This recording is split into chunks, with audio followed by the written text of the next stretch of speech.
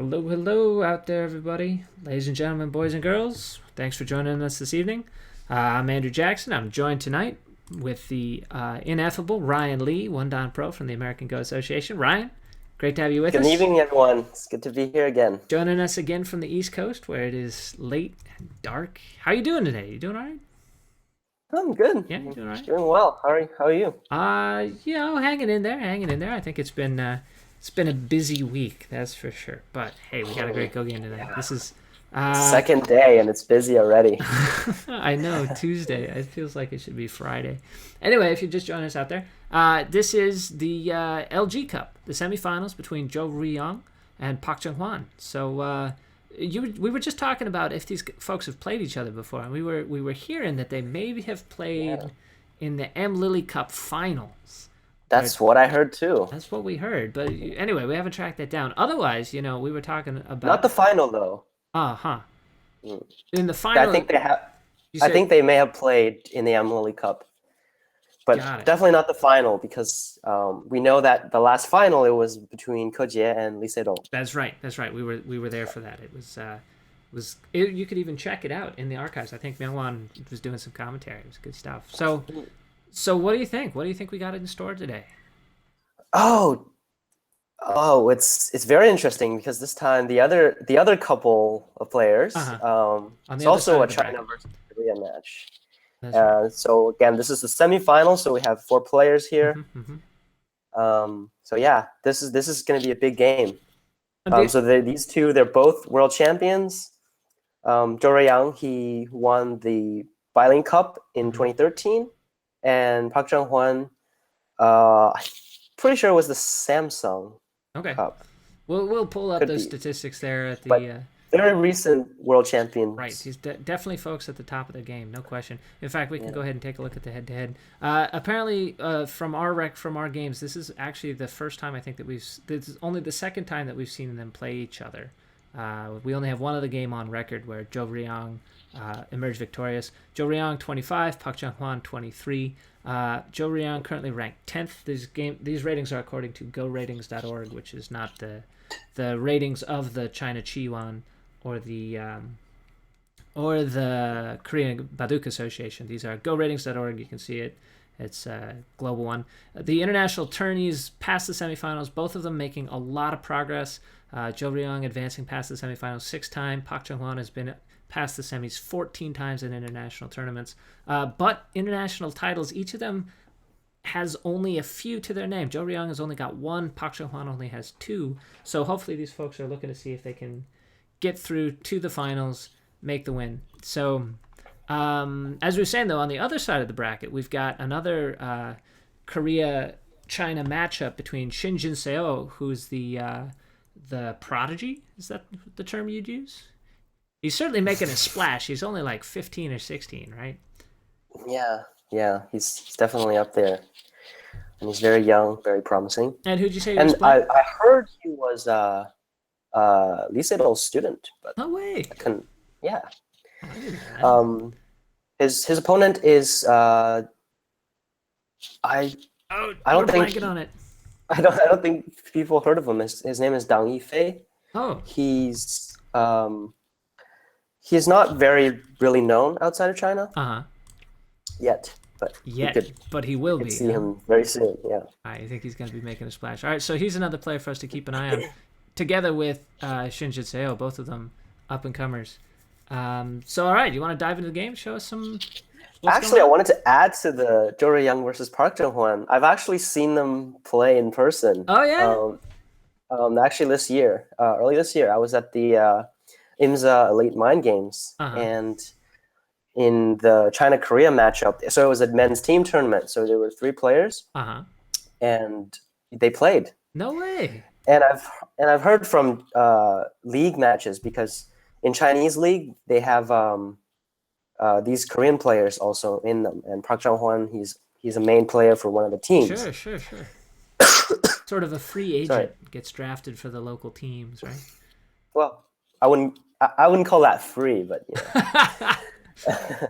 but yeah. So I've just heard that Zhou Ruiyang does not have a good record against Park Jung Hwan. We don't have that Yeah. game in our archives then to search through. So very curious. You got to see it live and in person. That's Hmm. pretty cool.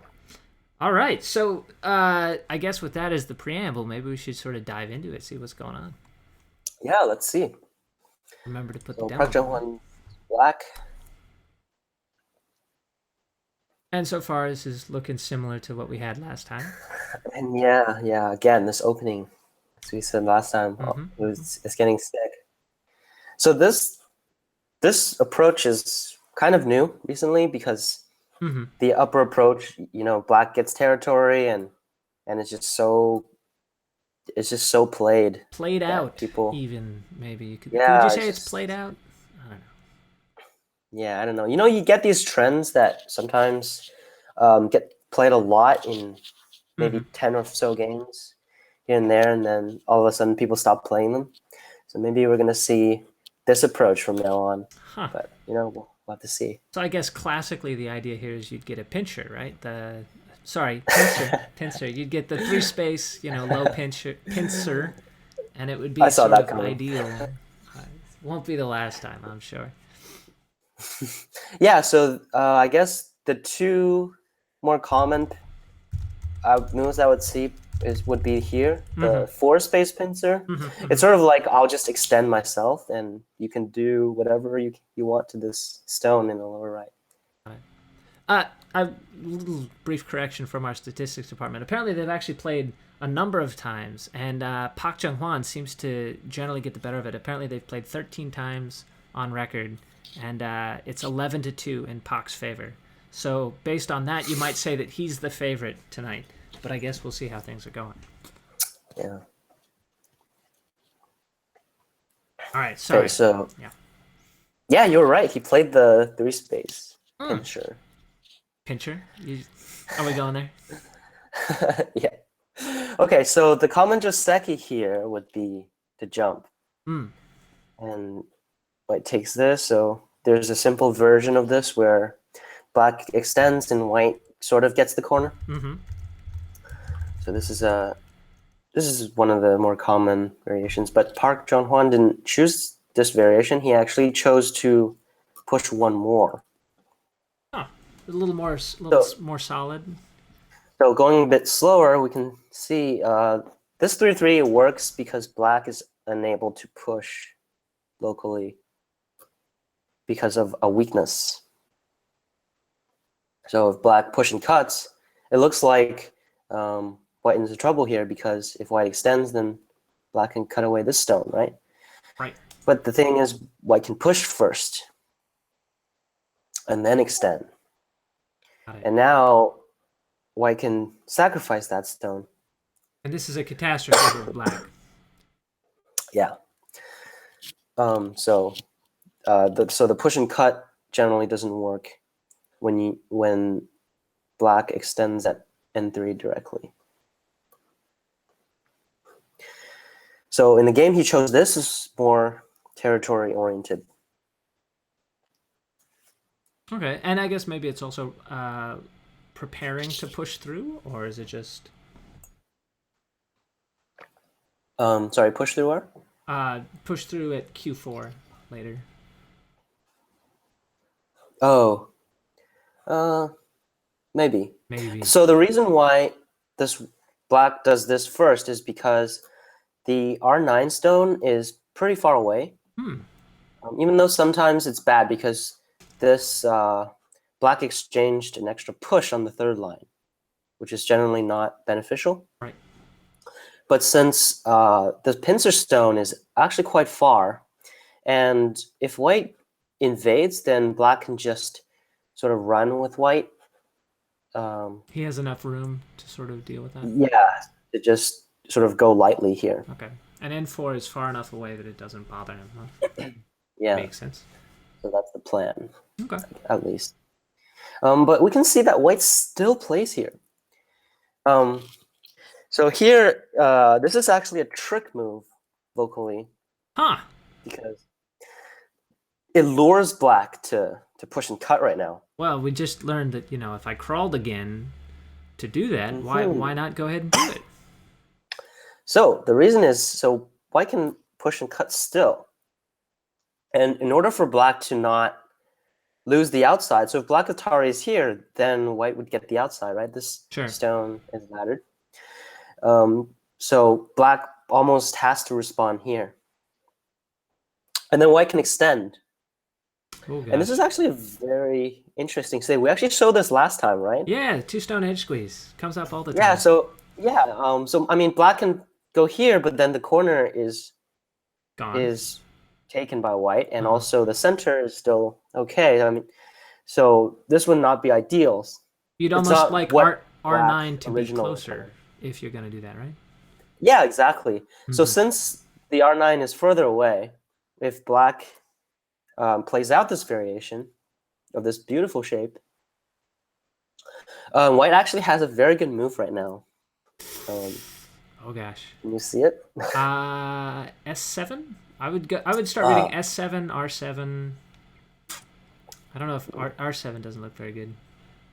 Yes, it's very good at. Is it this one? 7. Yeah. Yes. And now black looks like he's in trouble because he can't connect back. Can black connect back? I'm not seeing it. So if black does the normal thing, it's actually locally a ko, but white can start at any time, and for white to, so of course black cannot respond to any ko threats now. Right, it's huge. It's huge, yeah. So white could pretty much play anywhere 2 moves.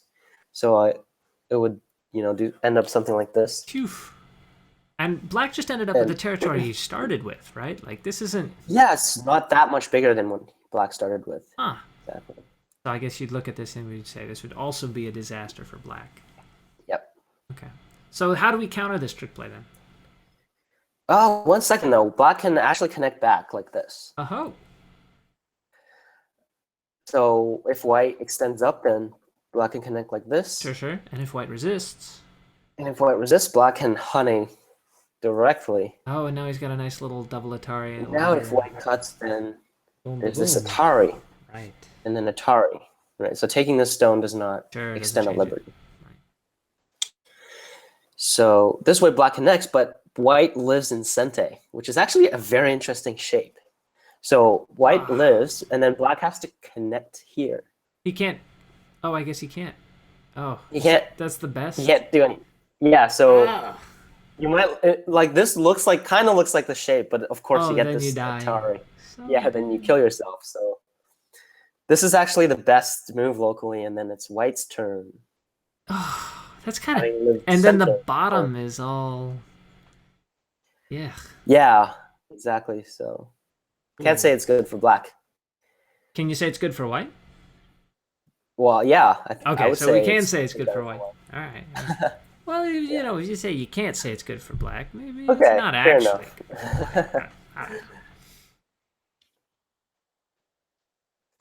So this trick play, we'll see in the game how he counters the trick play. So it's like it's actually pretty easy. You just don't fall for the stone. Don't push. Not try to kill it. Right. Don't push it. So Johannes, this is a fairly normal response, but white chooses to push and extend. Sorry, tiger's mouth. But this is actually quite interesting. This shape that they played in the game. It seems like R5 ends up in a really weird spot. Right? Like, yeah. So when you have a tiger's mouth and you get Atari'd and you have to connect, that stone at R5 is very inefficient. It's like sticking out. You'd love to move it over to R7 or something, right? Yeah. Yeah, exactly. So basically we see this exchange being made. So why not just play R4 directly, right? Why block at Q4? So the reason why is if white connects, then it's sort of like, right now, if in the future, you don't really have anything on the outside. So black's shape is still pretty complete. And the reason why white kills his own shape is to make black's shape also bad. So this way, the only way for black to fix locally is here. of course connecting on one side, but I guess this is slightly better. Hmm. So again, if black fixes on the outside, there's always this cut in the corner. Sure. And that's a big endgame sequence there. Yeah. So yeah, if black fixes in, I think white will invade, because this would be much thicker, and we would want to try to use that thickness too, because we already lost some territory here. Right. Because he gave it away, so we gotta get something. Sure. Yeah. But that's not what Park Junghwan did. She chose not to play locally. Huh. Which is also a bit surprising, because we see like this this cut being really big, right? Yeah. If white cuts here, black can't. Well, this black wouldn't want to respond here because this huge corner, right? Yeah, you give away a lot. Yeah, I mean this is like, I don't know, 30 points. 30 points at least. 30 points. Yeah. Difference. Oh, okay. Yeah. So, oops. So with this cut, black can only connect, and the outside is very big as well. You can see white developing on the lower side. But no, he chooses to Tanuki. And actually, it's a very good reason. And we can see that as, since black is not fixing. So if we go back here, if black fixes, then eventually we get this sente, and then we get something on the top. Sure. In sente for white. So if black doesn't fix, then eventually white will have to pick a side, right? So let's say white cuts on the outside, then this cut in the corner is not there anymore. So that actually automatically fixes one side. So I guess that's his reasoning. And also, if white takes this, black can approach here. Right. And that's buying this ladder. Yeah. So if white plays like this, it would be very slow. Yeah, it's like, and black would have taken 3 moves already outside. Right. So it's actually not very easy for white to do something first in the lower right. So white chooses to respond and finish the Joseki. Okay. And also, if white responds here, then if, let's say we do a simple version of the Joseki, then actually this cut is actually smaller. Because now the bottom side is low and not really very interesting, right? Yeah, it's lower now. And also, again, we have this ladder breaker on the outside. Sure. So it's actually not easy for white to respond locally. So white chooses to pincer. Can you talk a little bit about the double approach versus jumping out or jumping into the corner? It seems like jumping into the corner is black would want to avoid it because he would be low on the side, right? Yeah. Okay. Yeah. So jumping in the corner is, I would say, one of the first Josekis I've ever learned. Oh yeah. Definitely one of the first ones I ever learned. Yeah. So in this Joseki, let's see black taking the corner. White gets some influence. But the key thing here is that this stone that black just played, it's not good for the right side. So it makes because it's a weak stone, right? White can go up very easily. Sure. White can pincer. And he's aiming at E2, right? Yeah, it'd still be hard to go out for black. Sure. So this is going to have sort of a carom effect, and he's going to bounce off of this to go after the right side. Yeah. So also, it's hard for black to get the right side because of this effect, and so the next move at the bottom around here or here would be smaller.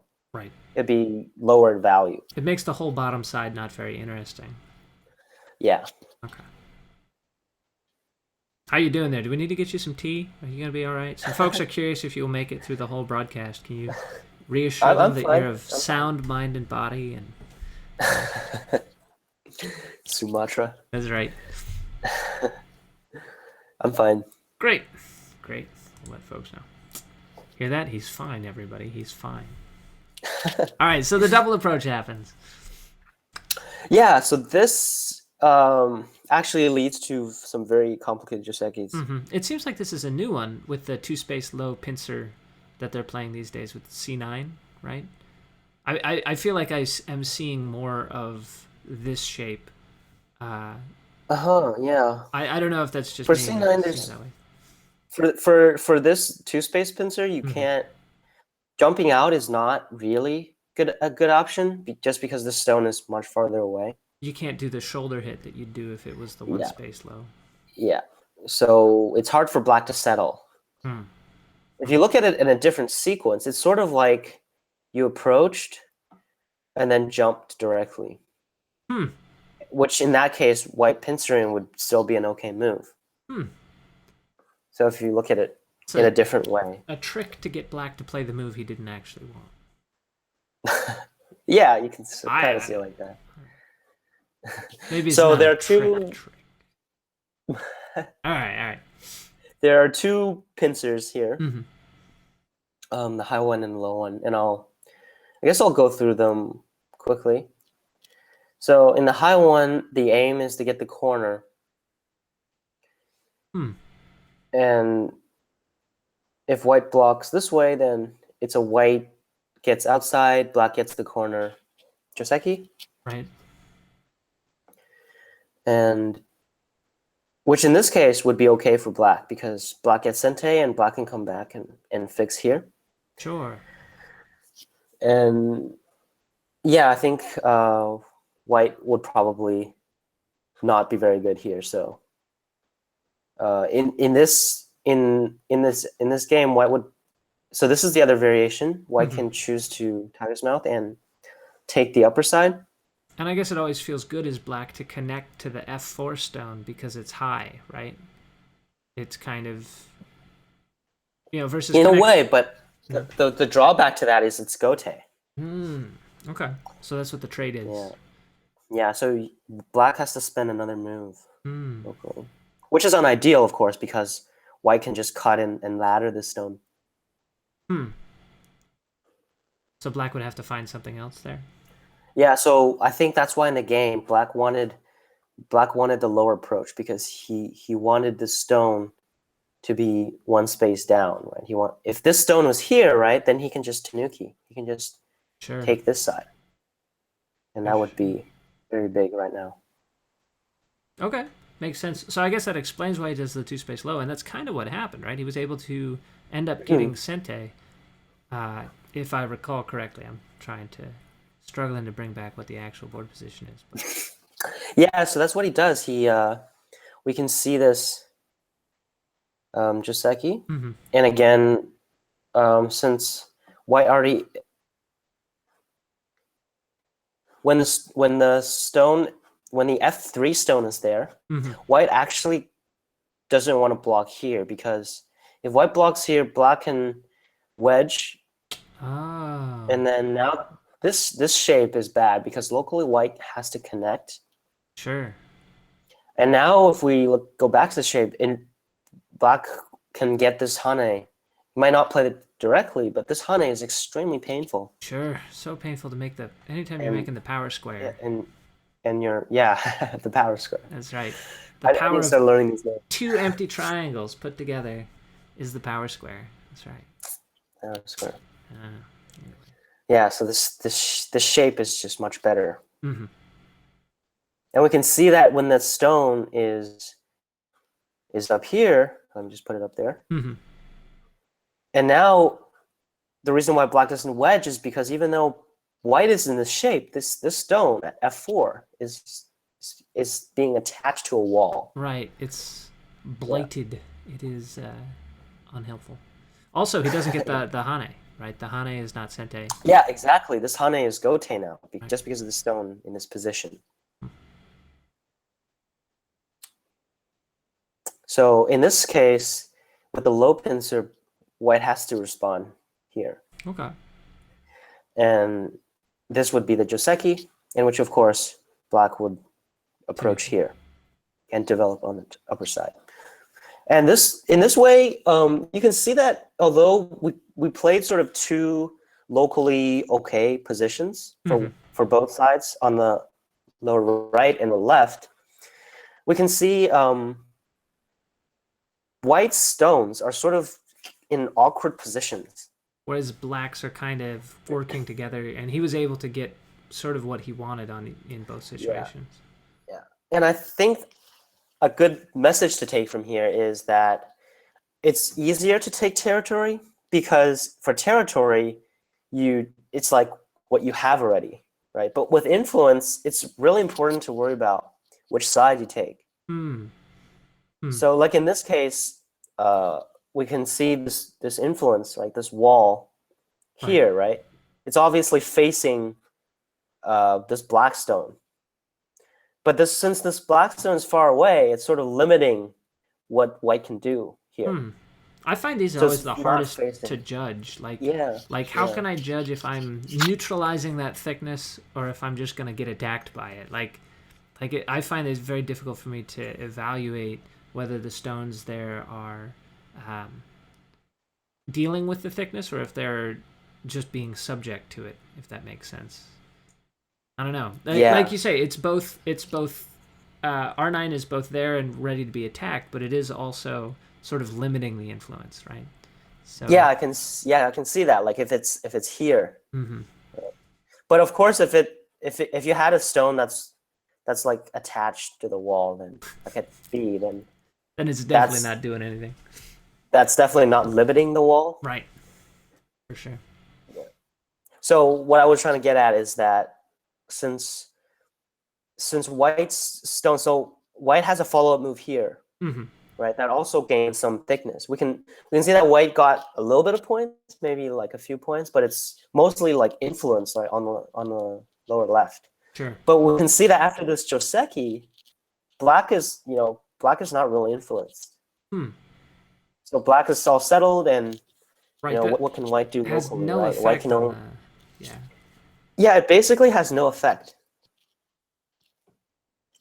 So that's something, I guess, a bit more higher level that you have to think about when you're playing the game, right? Like these directional things. Sure. And I guess it's also important to have these sorts of high level thinking about your strategic choices. You have to know all of these sequences, right? Like you can't make these strategic choices if you don't know the different Joseki, right? It's very hard to choose, for instance, between the high double approach or the low double approach in the lower left-hand corner if you don't know either of the Joseki, right? Exactly, yeah. You got to know them all before you can choose. So it's like a precursor to things. All right, so but white doesn't take Gote here, right? He leaves that b6 move off. Yeah, he leaves that and takes a very important move, this enclosure. And I guess it's maybe white did a poor choice in the lower right. Like maybe he thought black had to respond at p2, so he thought it would be okay for him.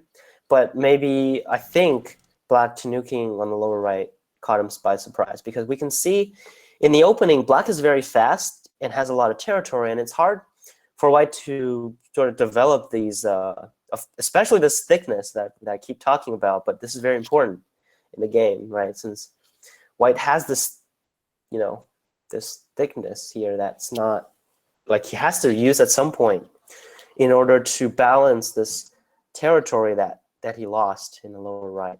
Right. So this is maybe how he's gonna go about it. He's gonna make something big yes, in the upper left. That's exactly how he's going about it. Okay. So he's trying to initiate a fight, right? If he tanukis and black does something, and he comes back, then of course it's better for white now, since he got this got something earlier. Now you keep coming so back black to. Would have to. Sorry, go ahead. First. Black would have to. So black has to do something in the lower left now, since white tanukied. Of course, the first thing black would think is to try to punish white. Sure. And normally if you leave that move off, I guess black is aiming immediately to connect at c7. Yeah. Right? Yeah. Because that threatens the connection underneath. Oh, this is actually what he plays. Okay. Yeah, this connection. And locally, I guess we'd say this is fine. I was going to say earlier, you keep coming back to Q11 as the place black is going to play if he gets Sente everywhere else. Like if the temperature everywhere else is there, you keep coming to Q11 as the place to play. Why? Yeah. Why there as the place to reinforce? Why not? I don't know any of the other shapes, a jump or why is Q11 the shape? Oh, I just sort of Just feels like it. that as it's just like a reaction. I don't even know if it's the best move locally. Okay. But I would think like going back is a better move instead of jumping, just because how far this is. And if white were to invade, then this jump is not really doing anything, right? Since Sure. white has this wall already. Sure. Okay. Thank you for indulging my Just question just here. just an instinct. I An don't instinct, that's right. know. So white, of course, has to prevent black from connecting back, and now we have this fight. It's actually unusual that in this Joseki, white doesn't respond locally. Because it's a fairly severe thing for black Yeah, to do to just come out immediately like this. yeah. So black keeps pushing, and that is because since black has these 3 stones in the corner, it doesn't matter if white gets like these stones that white gets by extending forward Have no effect. isn't really, yeah, it's not really, it doesn't have any value. Huh. So but instead you can see black stones right there on the outside. Huh. They're going to influence the center, and of course this poor stone over here that's lonelier and lonelier. yeah. Oh, man. Yeah. So you'd say the white stones are almost on like dame points, right? They're just sort of hanging out there in the middle. Yeah, they're just hanging out. So white chooses to try to put some pressure here. Okay, and this is definitely one of the questions I have because I learned that H3 is a move that is aiming specifically at the placement at E2, right? And that after E2, black is dead locally, right? That's that's what I learned, but I must be missing something because it seems like neither of them play this. Yep. So you had to have this B5 stone as well for black to be dead locally.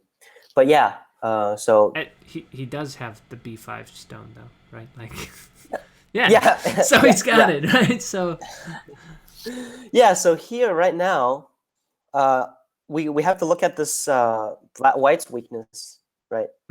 So since white has a weakness right here, right?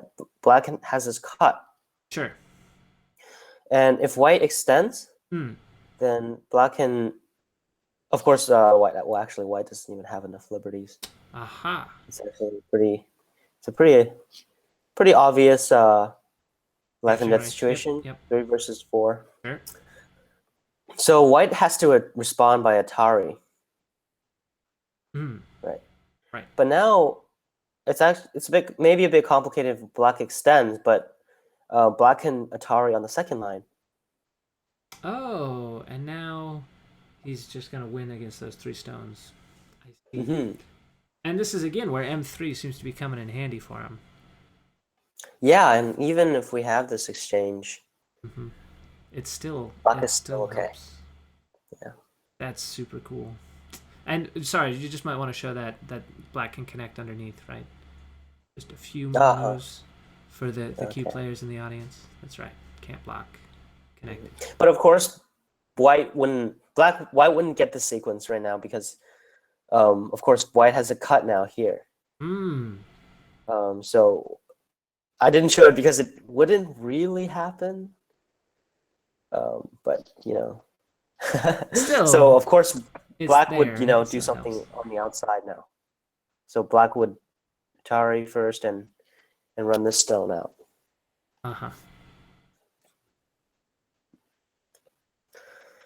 But yeah, so the point is that this does not work. Right. Yet. Okay. So this E2 does not yet work for white, but that's what he was aiming at when he played H3. right? Is he's aiming at that placement. Yeah. Okay. So, but since this doesn't work, but of course now, since black has to rely on white's weakness on the outside, white has a lot of sente moves. Mm. So this is of course sente, Mm-hmm. Mm-hmm. and we have a whole bunch of sente moves maybe here as well.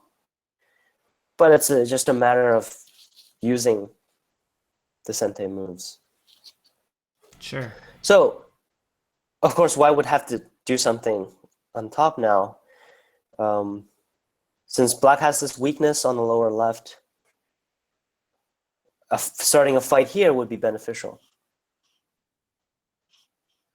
Are you with me here? I'm with you. I think it makes perfect sense. So it seems like this is working exactly how white wanted to make use of the thickness in the lower right. Mm-hmm. Right. It's sort of what white is thinking about, but it's hard to say, who's better because, of course, in a fight, it really depends on the moves you make Mm-hmm. and reading. So these two guys are just battling it out right now. Okay. So it's up to white though to get some profit from this, right? Yeah, Because but black's white taking all the needs to get cash. yes, Okay. exactly. So actually, this cut, I was sort of worried that black would just take this because this group looks kind of dangerous. Oof. What? Ooh. But isn't like anything sente here because of the E2 placement? Like, can't white push out and fight, or is it just? What do you think would happen? It is sente, but now actually this exchange is sente for black. That's a funny exchange. It seems backwards. It is. It is. I meant to do it backwards because in a game, I guess I do that. Like it's sometimes useful to sort of see this. If I were white, is to Uh say huh. I'm trying to deal with the situation. I sort of see this exchange already Huh. because black has to at some point defend this weakness at e2. Sure. Sure. And G3 is So a good way to do it. So yeah. my far inferior instinct would say to play J3, right? Yeah. And go out So if this you play way. J3, then Then I it, would G3. So then it just go back to this, right? right. But if I respond, then you might be able to do something here and have a liberty fight. But of course, I'm smarter. Do it I that can way. do this exchange first. Yeah. Right. And now it looks very grim for the white group there. Yeah. So now it's a matter if white can live. Huh. But I think white can because he can like do this move Whoa. and make use of this just the outside Everything as there code. is a co-threat, so it's Yeah. going to So be hard for black black to actually win. can't start the co, and he has to back down. Huh. That's So going to give white enough sente moves to make things yeah, look and nice. remember, if white lives, then this cash in the lower right is going to be Sure. That was shiny. a 30-point swing, like you said, right? That's Yeah, right. probably Huge more corner. actually. 20 points there for Yeah, so white. I guess it's the risk and also reading, right? If white cuts, then of course he's going to have red what to do. What if black plays this move? So Hmm. these guys probably read Plan out this that all variation out. and just from instinct and also maybe reading this out a bit more. Yeah, so white thinks he can get this exchange, and he did. So Okay. now it's the question of whether what's going to happen with this crosscut here. Hmm. As we say, looking for the crosscut. When we see our first crosscut is one of Junghwan's favorite things here. This is move number 40. What is it? 45, 43. It's a fairly early crosscut as far as when the first fighting is getting started. Now, this is not one of your rules of thumb. Oh, I see. Um, I've actually never heard that one before. Huh. I I guess that's a good way to to see it. It's maybe more obvious when you're commenting and you're looking at the move number. I think, when we're playing, we don't really pay attention to what's the difference between move 30 and move 80. You make the crosscut when you have to make the crosscut, right? So, Right. uh, But yeah, this crosscut is where the real fighting starts. this is going to be the rest of the game here, I guess. Yeah, definitely. So from here, the reason why white sort of just leaves the stone here, well, one of the reasons is because, actually, let's go one move forward. So this stone looks lonely, but remember this in this lower left, not only we have these senteis here, we also have a sentei here. What? Oh, to connect at B8. So And yeah, that's so like, this move is sentei. If black plays here, then this white can jump all the way inside. and then it is dead, right? Gotta be. And now, yeah, it's gotta be dead. It has no eye space. No hope. And of course, if black responds here, then white can actually connect back. Right, which scoops out all of black space. Yeah, so if black thinks he can kill this stone in one move, he has to think again. So all of these things they have to keep in mind when they're fighting, right? If which moves are worth more, right? If white all of a sudden thinks that this stone is big, then he would all of a sudden just fall behind because it's not big, and he's lost a lot of opportunity. That's right. Not only is it, I guess it's not big, but it also means that since he's got A5, he doesn't need to protect it on both sides, right? He sort of has maybe not Miai, but he doesn't need to hurry to play C11 because he's always got that connection at A5. Mm-hmm. I guess that means that black could be in a lot of trouble, right? That C9 stone is taking away almost all of its base. Mm-hmm. No? So that's yeah. If I were playing, I feel confident that wall. all of those black stones would die. If I were playing, against Zhou Ruiyang, I'm pretty sure all of my black stones would die. So this is. Well, all of your black stones will die anyway. That's right. That's what I'm saying. It doesn't. Those and the other ones, the ones in the lower left, the ones in the lower right, it's all over. Yeah. So So I guess your point is that this wall here. Let me just highlight it so that people know what we're talking about. Right. So sort of wall. Well, I guess usually we say a wall when it's thick and not being attacked, but that's the only type of walls I make. The ones that are wall is being attacked. And yeah, so it's a lot thinner than it looks. Sure. So that's why white pushed out here. We can see this awesome Tsuji, which uses the it's a good shape to know. After black plays the Kosumi here and having these stones, it's a good Tsuji. The nose Tsuji, would you call it? The nose Tsuji. I don't know. Does it have a name? What do you think? That's a good name. I'm learning terms here. Oh no! This means I've basically made them all up. That's what that must mean. If you've never heard of them, it's probably. I wouldn't say that. What would you call it? I wouldn't say that. How can you help us remember? Give it a name for us so we can remember this. Oh, tough one. Tough one. Okay, all right. We'll go with nose Tsuji. Go with the nose Tsuji. All right. We just got Tweak the Goblin's Nose from the chat, which I think is very creative. So we'll go with Tweak the Goblin's Nose. Tweak the Goblin's Nose? I don't ask. The internet is full of very creative people. Okay, that's what we'll call it this time. All right, Tweaking the Goblin's Nose here at H9. So why does it work? I guess the question is, if white pushes off to the left, what's black's plan? So after this push, it puts white in a bad direction. So the original plan for black. So if black were to respond locally, white would definitely cut. So we can sort of this wouldn't be really happen, but we can sort of see these stones here already. Mm-hmm. And now black can't Now if black capture these attached, two stones. now if black tweaked the goblin's nose, white Oh, wouldn't turn to God. the left, right? Yeah, Right. exactly. White would go the other way. So this is sort of a trap for black from black.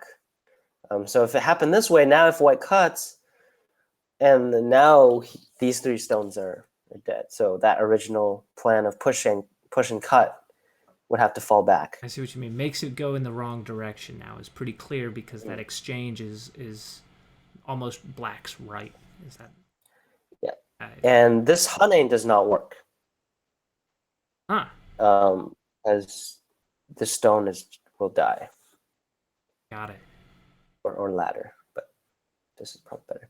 So this, and if white goes out like this, of course, this is also sente. Mm-hmm. So it does not work. Got it. So white Han is on this side. And we can see this exchange going on.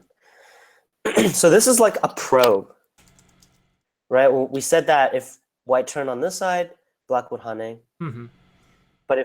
But since white responded here, then black decides to extend instead.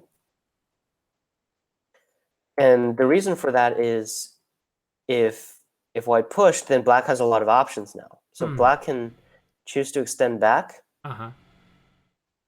and or just Hane directly, right? Depending on The if black extended back and white connects, then black can make this shape,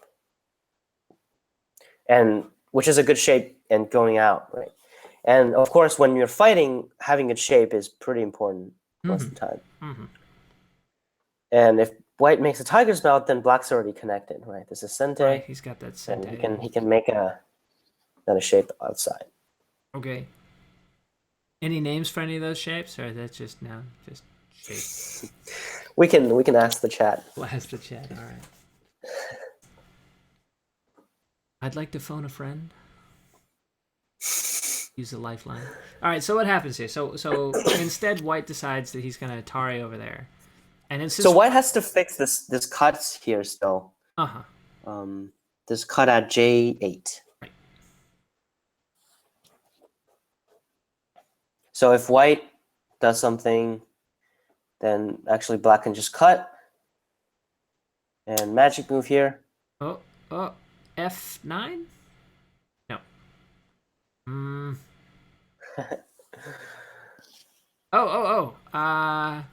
F10. Yeah, good. So this is the only way to prevent both sides. So I'm talking about, so if black responds here, then white can push out. Right.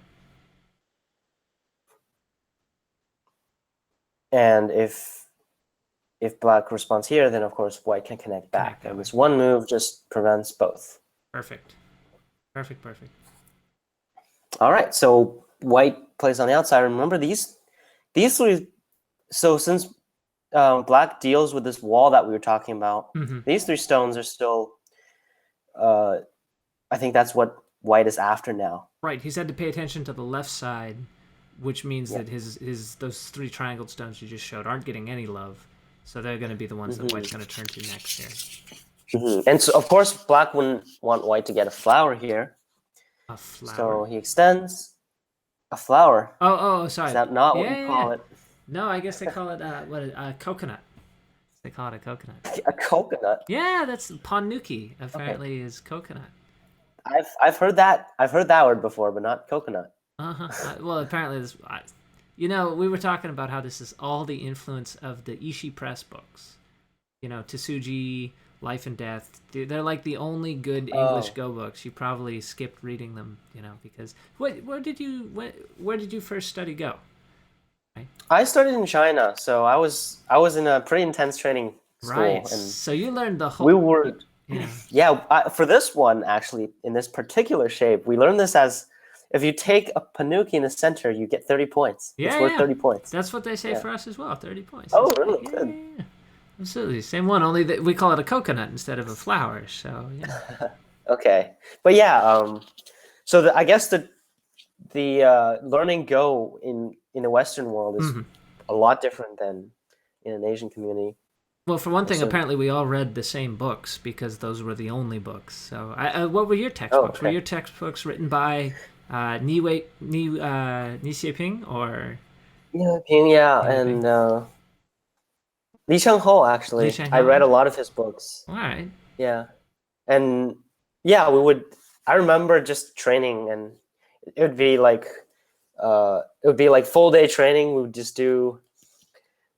Of course, we would memorize Josekis. We Mm-hmm, would mm-hmm. go over openings, and it's like a whole package, right? All day, That's and right. That's we right. would play games. We would go review. So Boot it camps. was quite That's right. it was quite intense. Yeah. Uh, all right. And of course, that you make you do push-ups if you get the problems wrong and all that stuff, right? Push-ups? No, it would just we were too young for push-ups. Too young for push-ups. All right. Okay. So black can't let white take this down. So black Yeah. extends. But this next one looks a little funny. Why is white gonna push here? It seems like, I guess, does he just need to defend that cutting point anyway? So he might as well. Great question. So if we defend right away, then black may not. Black would probably do something on this side Hmm. because it's not locally sente anymore. Ah. These two stones Uh huh. aren't big enough right now. Okay. So we said that even though white can connect back, black can still sort of extend on the top. Huh. So if it's not locally sente after, why is it locally sente now? It is because remember we spend a move here, right? So you can before you fix, Uh huh. we can push first. Uh huh. If we push first, and let's say black does this response and I Atari, then I will never ever play this move. Huh. Yeah. No. Of course, that one would be a waste. Hmm. But similarly, So that okay, that makes prevents the sense. possibility for black to play e9 Mm-hmm. Mm-hmm. right now. Got it. Makes sense. And any other response locally would be gote for black, right? So black Now has he to, needs another move, right? yeah. So it's a good Gross. forcing move to get sente. Okay. So black blocks, and again, it's the same reason. If white connects, then black would take this side, Mm-hmm. and these two stones aren't big enough Mm-hmm. in compared to L3. Mm-hmm. Okay. So white makes this exchange to get sente and Mm-hmm. comes back. Okay. But I think at this point, black is doing well. So even though it seems like this white is really initiating everything, he's made some good moves. He's initiating a fight, but still, he's not. We can't really see any good benefits so Black far. sort of weathered the storm so far. If that's Yeah, black is responding well. uh-huh. Yeah, White hasn't and got the cash that he needs. We're not seeing the yeah. clear profit that he needs to get from the attack.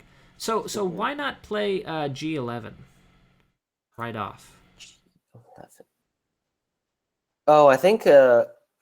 Well, he can, and it will most likely be sente.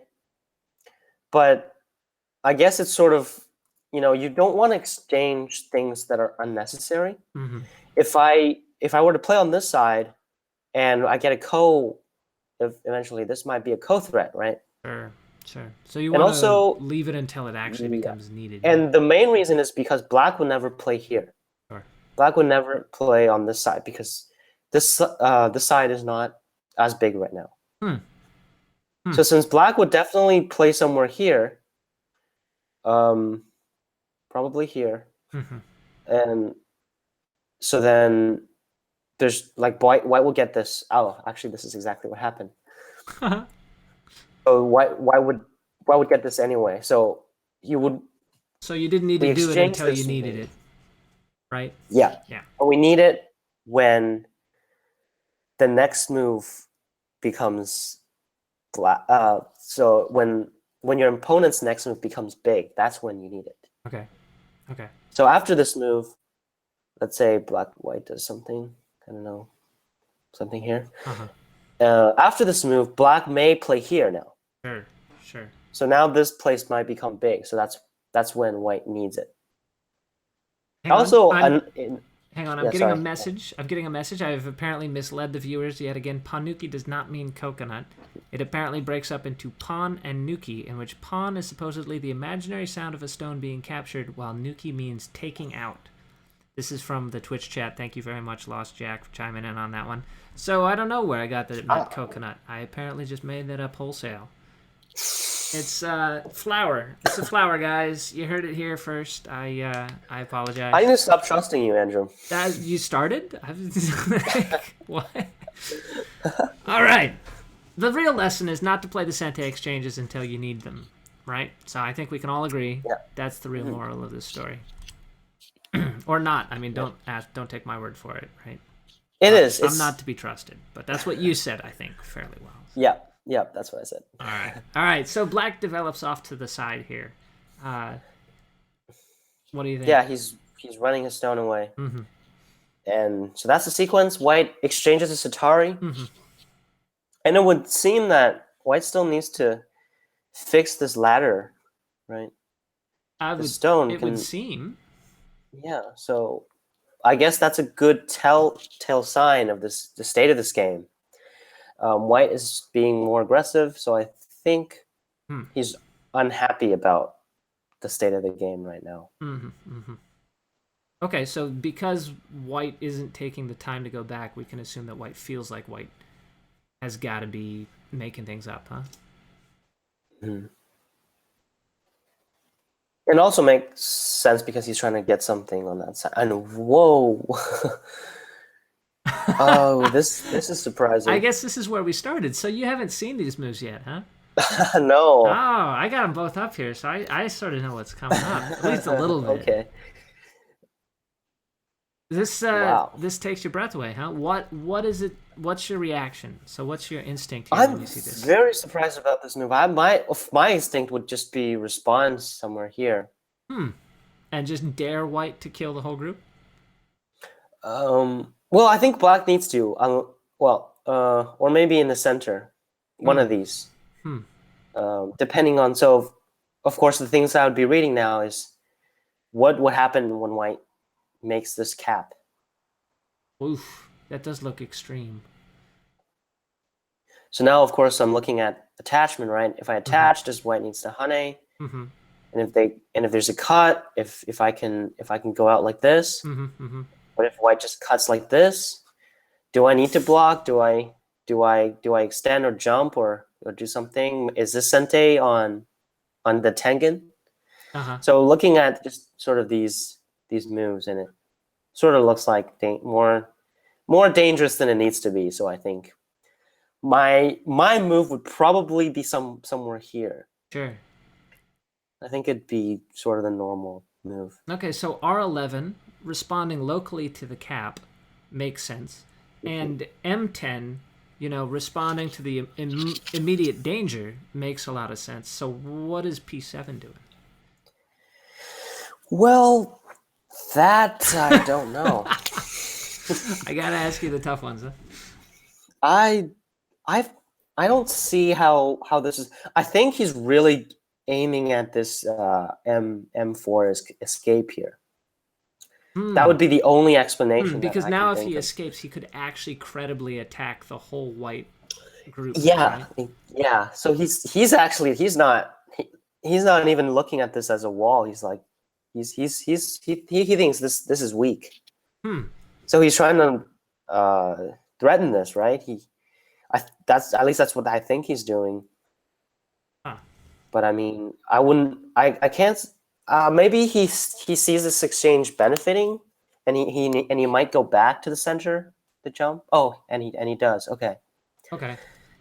So if that's just an exchange, it seems like that's a great exchange for black, right? Like locally, you're probably not going to regret that. Maybe I don't know. It's hard. It's hard to say. It's really hard to say because I mean, first of all, if you just jump, I mean, is white gonna? What is he afraid of? Is he afraid of this attachment or? Because the center is still very weak, right? Right. He can't, I And guess, cut directly at J10 and get the stones below it yet, right? yeah, I guess yeah. So you're talking about Yeah, something this? like this, and then he can peep or get out in some way, right? Yeah, yeah. Mm-hmm.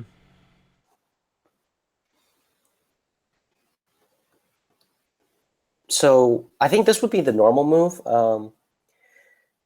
First of all, white can't really just uh, clean kill this stone Mm-hmm. efficiently. So if white attaches, of course, I can honey under it eventually. I can, of course, first maybe start something here, see if I can do something. And yeah, so I sort of saw that as the normal move, but Okay. I guess he thinks this is beneficial. Makes sense. Makes sense. And I think this is where sort of this is the last That's move that I right. This saw is where before we we started, started. and you said things were about Yeah. to. I believe you said get real, is I think what you said. I think you said things were gonna get real here. Did I say that? You might not have called them things, but you said stuff was gonna get real, Okay, okay. which I that's what it looks like to me. What did it happen the way you expected? It looks like it was almost peaceful. Oh, okay. Oh, Well, white needs to do something right now. sure. Um, if white uh, fixes in the center, then black will probably go back here. Hmm. And now there's Maybe just gonna make maybe his maybe territory. the lower one, because the higher one, we have some sentes here, and Don't want to give those away. yeah, the What cent about P11 itself on the other side? P11. Oh, it's so strange. You got to look for it. Oh, that's not a good sign. Okay, I can see that. It's sort of getting at both. Mm-hmm. But the problem with that is you're not really getting either. Okay, it's a wishy-washy. Does neither. Yeah, that's sort of how I see it because white can attach out, and it's what. How are you going to respond to that? You know, Also, good question. you do I look like a guy with a plan? As they don't. I don't know. So You don't need a plan. You just do it it. was an instinct, I might say. Okay. All right. Anyway, but either way, the other two definitely seem better. R11 seems like it's a much, if I don't want to give any Sente away, R11 seems like the way to go. So, either way, white doesn't have time to connect at J10, right? Mm-hmm. Oh. Yeah. He's gonna make this exchange, and Mm-hmm. of course, black has to fix the cut at M7 now. And if black connects, of course, since black can't capture Mm-hmm. or enclose this middle group, Mm-hmm. then these stones would be cut off, and it's actually quite big in territory. Sure. Sure. Sure. And not only that, this lower left group is going to be in trouble. Which lower left group? The corner group, Oh, right? So D3. You mean?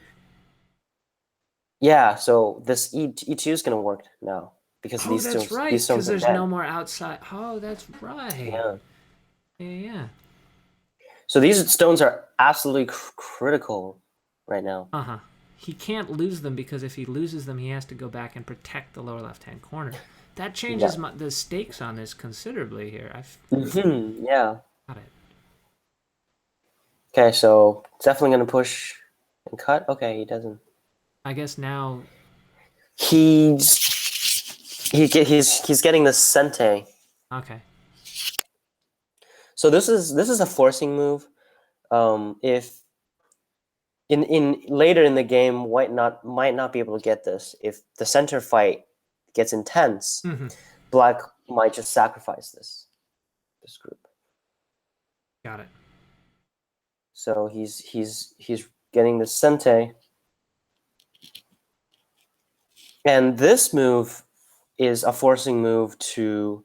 It's sort of like an annoying move. Uh-huh. If white, so white can't really do anything about it other than connect. Uh-huh. So if white pushes, Sure. then um, then well, white still has to connect this way. Sure. So if white captures, then black gets a bunch of sentes, and all of a sudden, Those are terrible. yeah, What if white just plays g5 directly? Just the G. solid connection. I guess it just gives him one more sente. I think that's what he did as well. Oh yeah. In the game, that's the right idea. Mm-hmm. You don't wanna give him anything on the right side Okay. as well as the lower side. So what he did was this one. Which is kind of similar. Okay. Yeah. And so he fixes,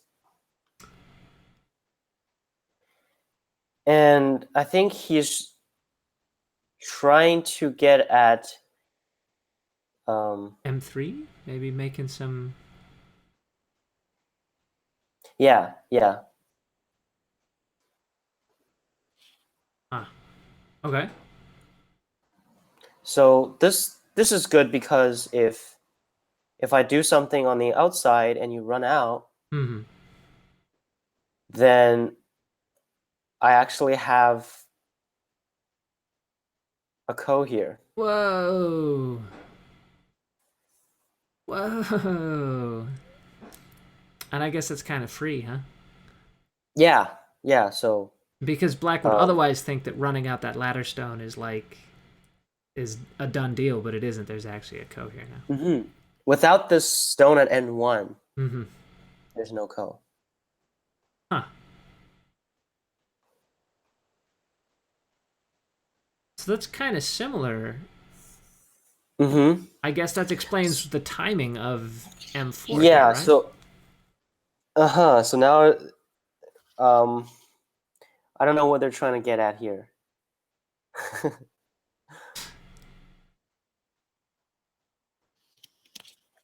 So it's sort of like he I know what he wants, but I'm not going to give it to them. Okay. You know what he's aiming for. So they're just Mm. stubborn. They're being very stubborn. Yeah, this peep here is it's very yeah, black has to be careful. Um, so if he blocks, then we might get two sente moves here on this side. Sure. That's a delicate situation. You make a nice probe like T2. If they answer incorrectly, Hmm. now N1 is sente. Mission Now accomplished. I'll get both sides. Right. That's a lot of stones for black to play to get a grand total of what, 7 points? Yeah. So that and also we can see this push is no longer possible, right? Oh, he's connected. So he's Makes totally that connected. outside so much stronger. Yeah. So that's what this peep is trying to get at.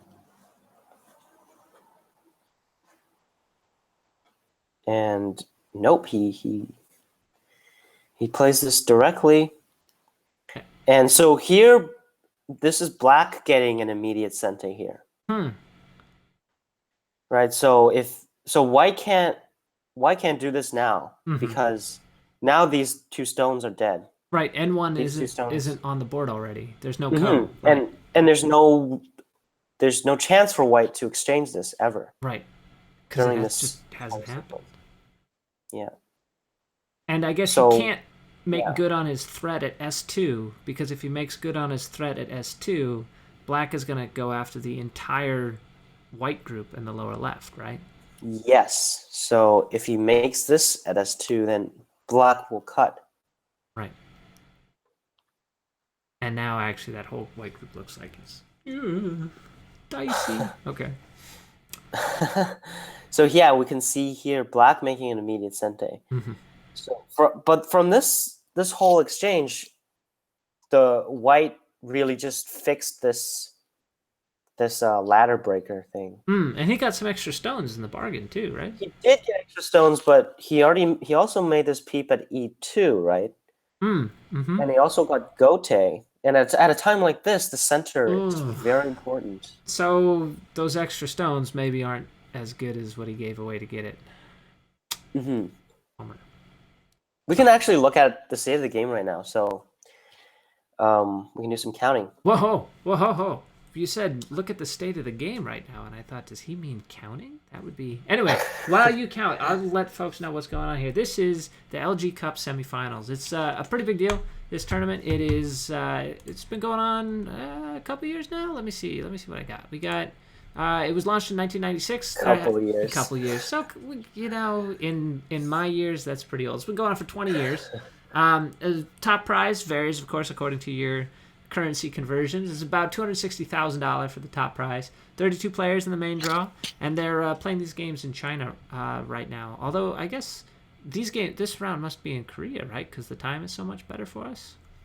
Mm-hmm. Right. It is. So. So anyway, so that's what we're looking at right here. Sorry, are you done counting? Is that what I gathered? Well, I was gonna take everyone through it, so they know what I'm talking about. Even better. By all means, please lead on. Okay, so in the lower left, we can see this as like this.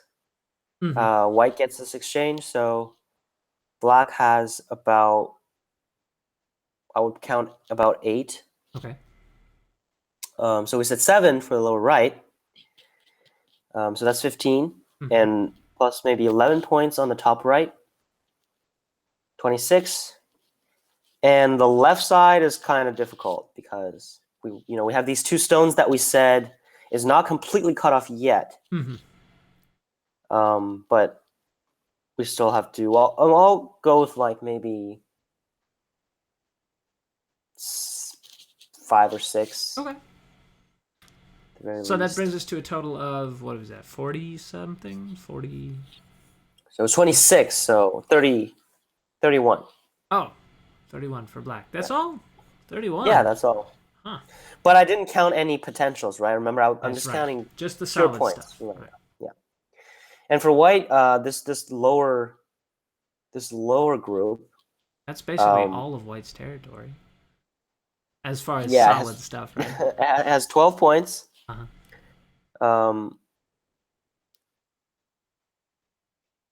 This top left, I can count maybe 10. So 22. Yeah, so at 22. Comey gets us to 39. 29. 29. I can math. So yeah, so it really depends on the outside, and at this stage of the game, it's really important to get an idea of sort of what you can get, right? Especially like in this shape. Of course, it's black's turn, so that definitely helps. And we said that black had a little bit more territory than white. Right. So, like you said, I guess getting Sente suggests black is definitely. It's definitely doing well right now. By the way, I apparently was misinformed. This game is being played in China right now. So apparently the early start, they started playing around, 4 o'clock Pacific time? Which is much earlier than a lot of the other games that we see. So I assumed maybe it's daylight savings time working for us here. 8 a.m. It's 8 a.m. That's an early game. I don't think there's any U.S. tournaments that start at 8 a.m. Good thing too. You ever played a U.S. tournament that started at 8 in the morning? No, I haven't. I haven't played any tournament that started at 8 in the morning. It's uncivilized. I don't know, man. It's just. I agree. Outrageous. Anyway, what can I say? I got to be a night owl to be following Go here in the States. So, all right, white cuts. What do we got? Yeah. So, white pushes out here. I mean, at this stage, if white makes a move here, black gets the connection, or maybe here, something like that. I mean, we can see all this right side. I mean, look at that. Yeah, and that's so much better than white's left side, right? Yeah, and Before, I didn't even count anything on the Mm-hmm. right side, so that would not be good.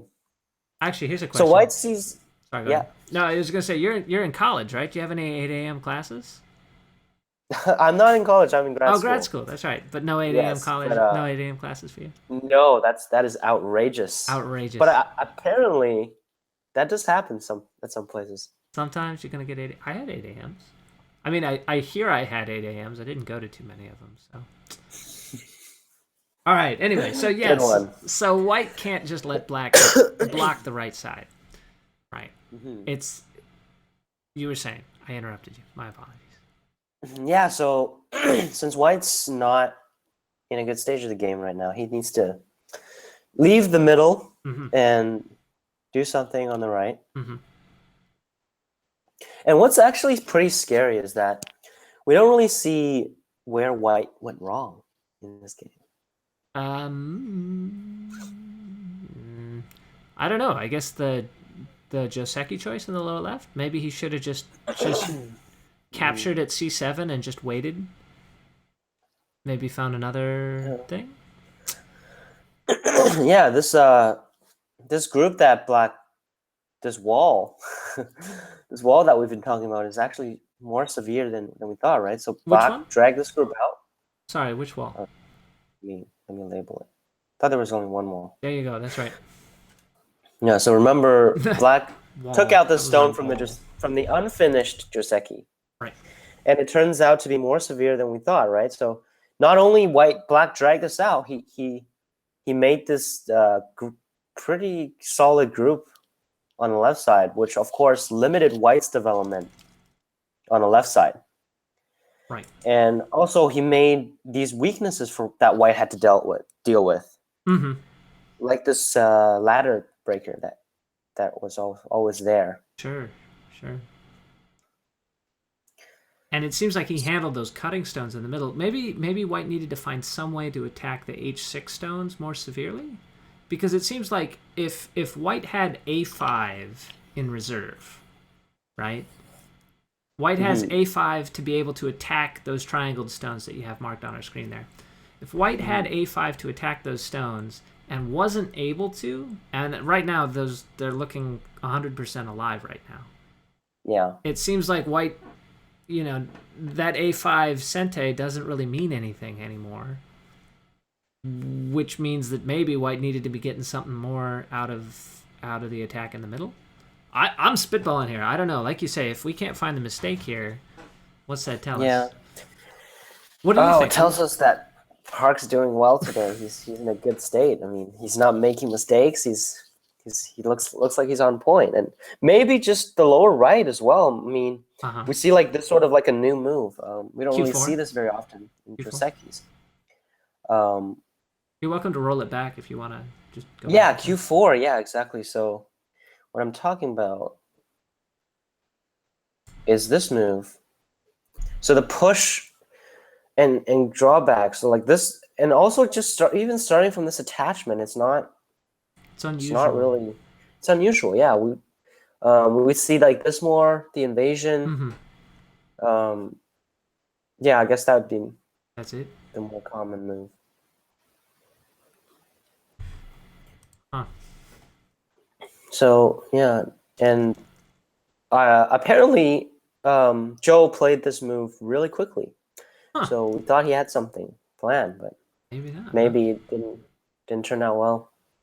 Maybe so again, like I said, maybe he just didn't realize that Black and Tanuki. Maybe he planned that Black would respond. Huh. And that Tanuki sort of surprised him. I would be very tempted just to play that immediately because it would seem so big to be shut in. Mm-hmm. Yeah. Anyway, so this game so far has looking good for Black. Black has good territory, and of course, White has to worry about this group in the middle. And again, it's like so since Black got Sente from the recent uh, variation that we had in the lower right, Mm-hmm. so Black ran out these stones. sacrifice these 3 stones here Mm-hmm. to get sente, and that turned out very well. So he can settle the center group, which actually leaves White's center to be very lonely. Sure. Right. Sure. It's White's definitely not gonna a group that you can sacrifice. right. White's gonna have to take care of those stones in the middle for sure. Yeah. All right. So how does That's White gonna deal? be What's that's gonna be a huge burden. So he actually takes a more aggressive approach. that explains the crosscut then. He's got to.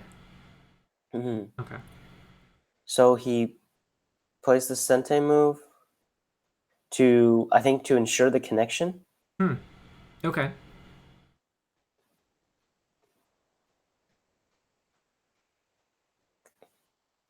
So White is kind of desperate. I feel He's got to he fight. needs to try something. I mean, if he plays calm, like we said before, we had similar territory, but again, Black added a move. So I Sure. mean, it's definitely not easy for White right now.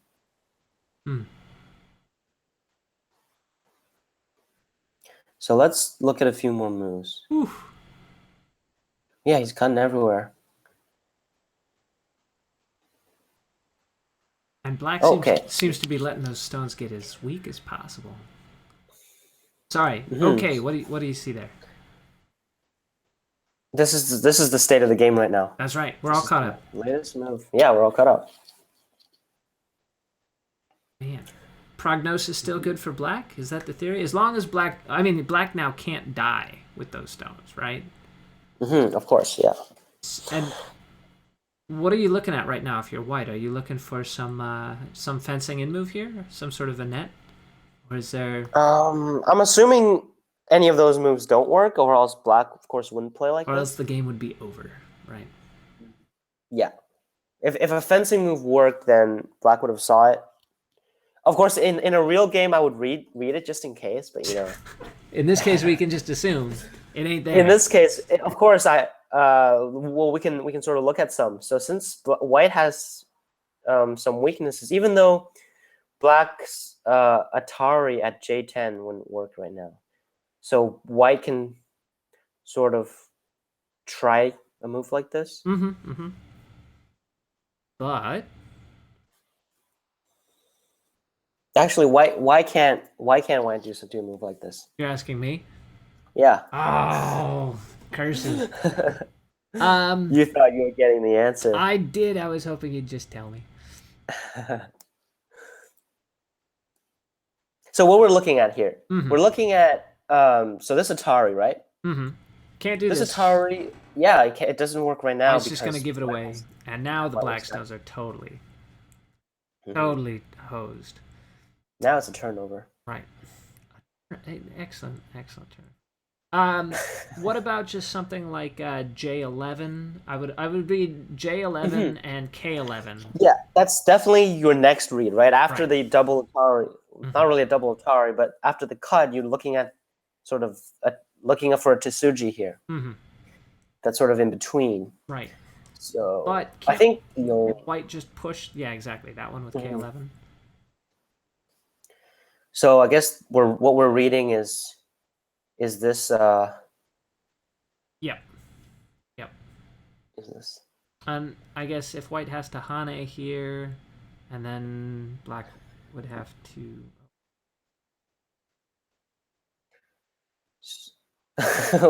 Show me. No, exactly. My That's I'm mind reading. It's very informative for me So to now- see the sequences that you're looking at first, because they're obviously not the sequences that I'm looking at first. Oh, okay. Right? Because your instincts are going to be a little bit better. I was originally thinking that Black had to turn at H12, right? And that he would want to avoid, rather than playing the cut at K13.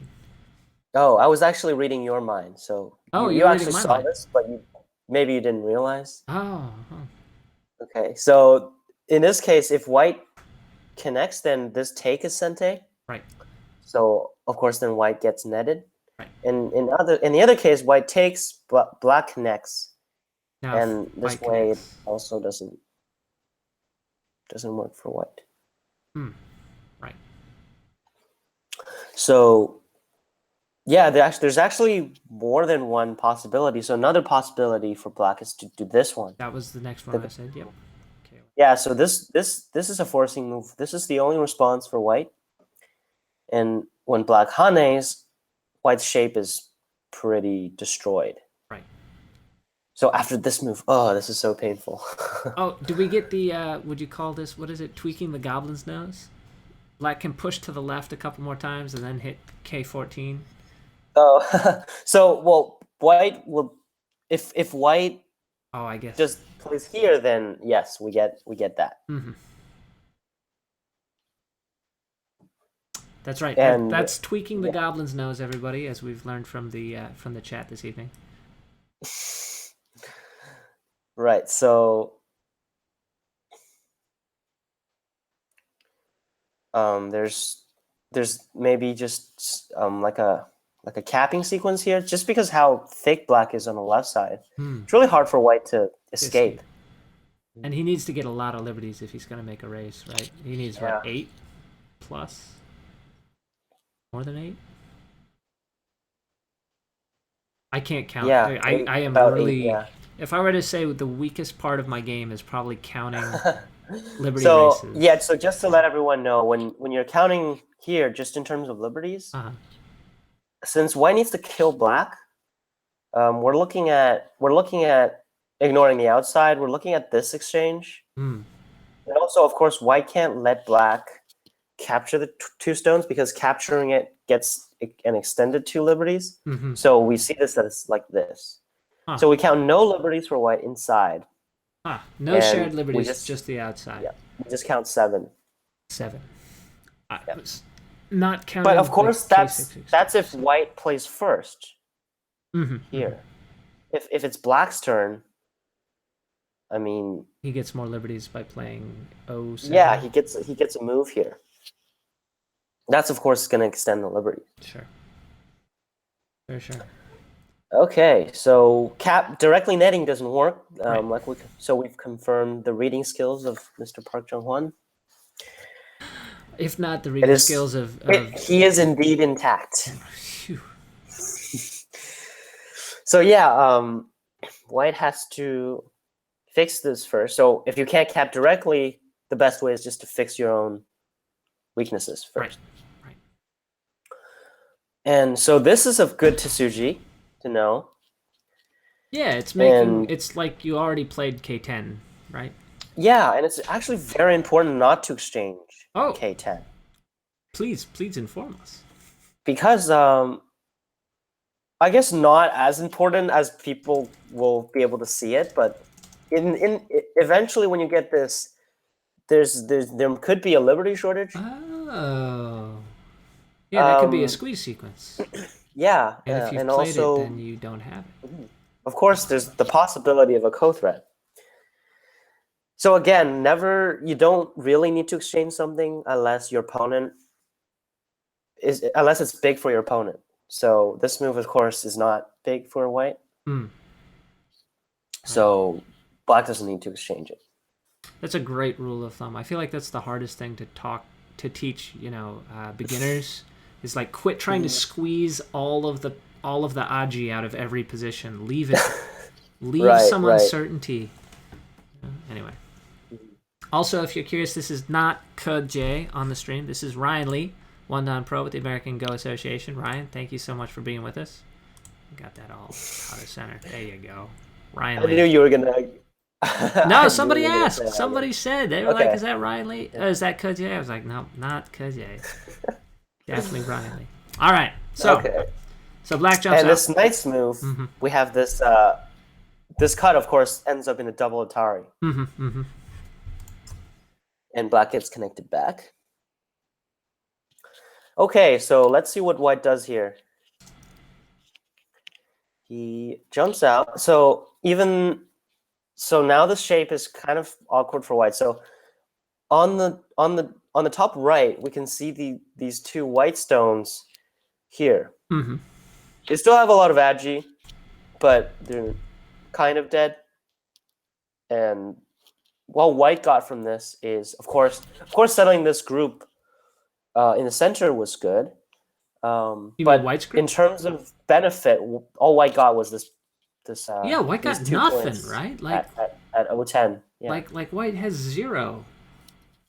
I guess you're right. 2 points at 010. I wasn't sorry. That's uncharitable to Zhou Ruiyang here, but it looks like white got zip, like bupkis. Hmm. So black connects back, and I think okay. Wait, let's see. Maybe we could sort of start like a guessing And here. guess the next move. Yeah. Wait, we could also take a break if you want to grab yourself a cup of tea. Now that we've caught up, the players. So this game is being played live. The game that you see in the upper left-hand corner is the board as it exists right now. The game as you see on the right-hand side of the screen is Riley walking us through the variations about what's going on. So what do you think? Do you think we can play guess the next move, or we could let him get Next out move in would front? be cut. I think it would be kind of easy, Next move's got to but be L12, 12 bamboo joint. well, it will definitely be protecting this cut. Uh huh. Uh huh. That's for sure. In some way.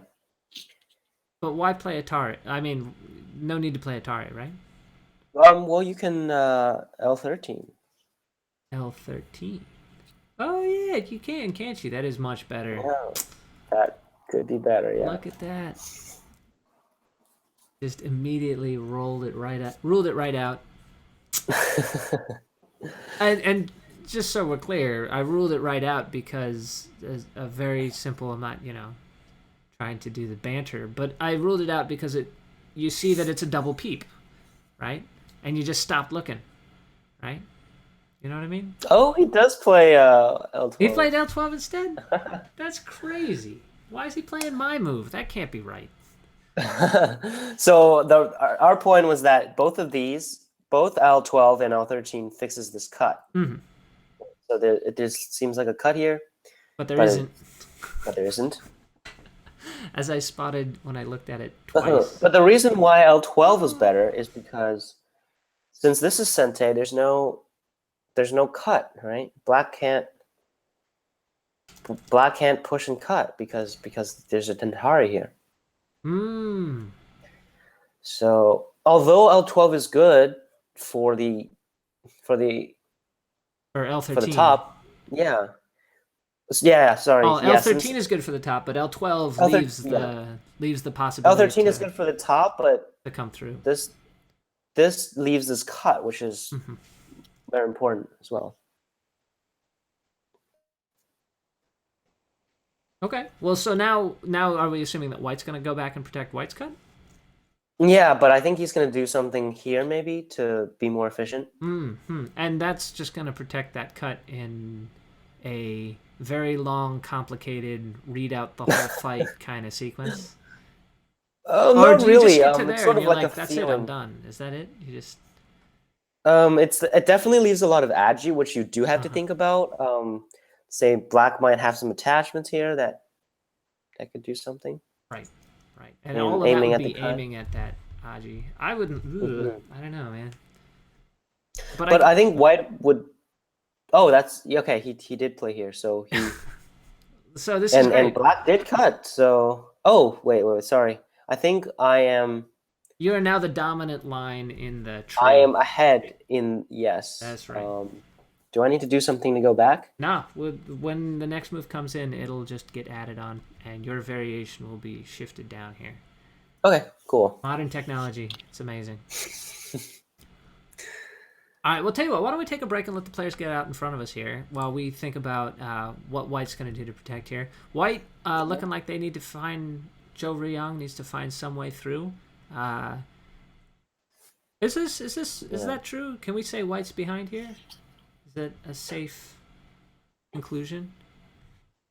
Yeah. So from this fight, all I got was settle this group and maybe develop a little bit on the top. But what black got was the right side. So he had these 2 stones, and if he spends a move here at our 11, then he also gets that whole right side. Sure, and I guess R8 is Sente too, right?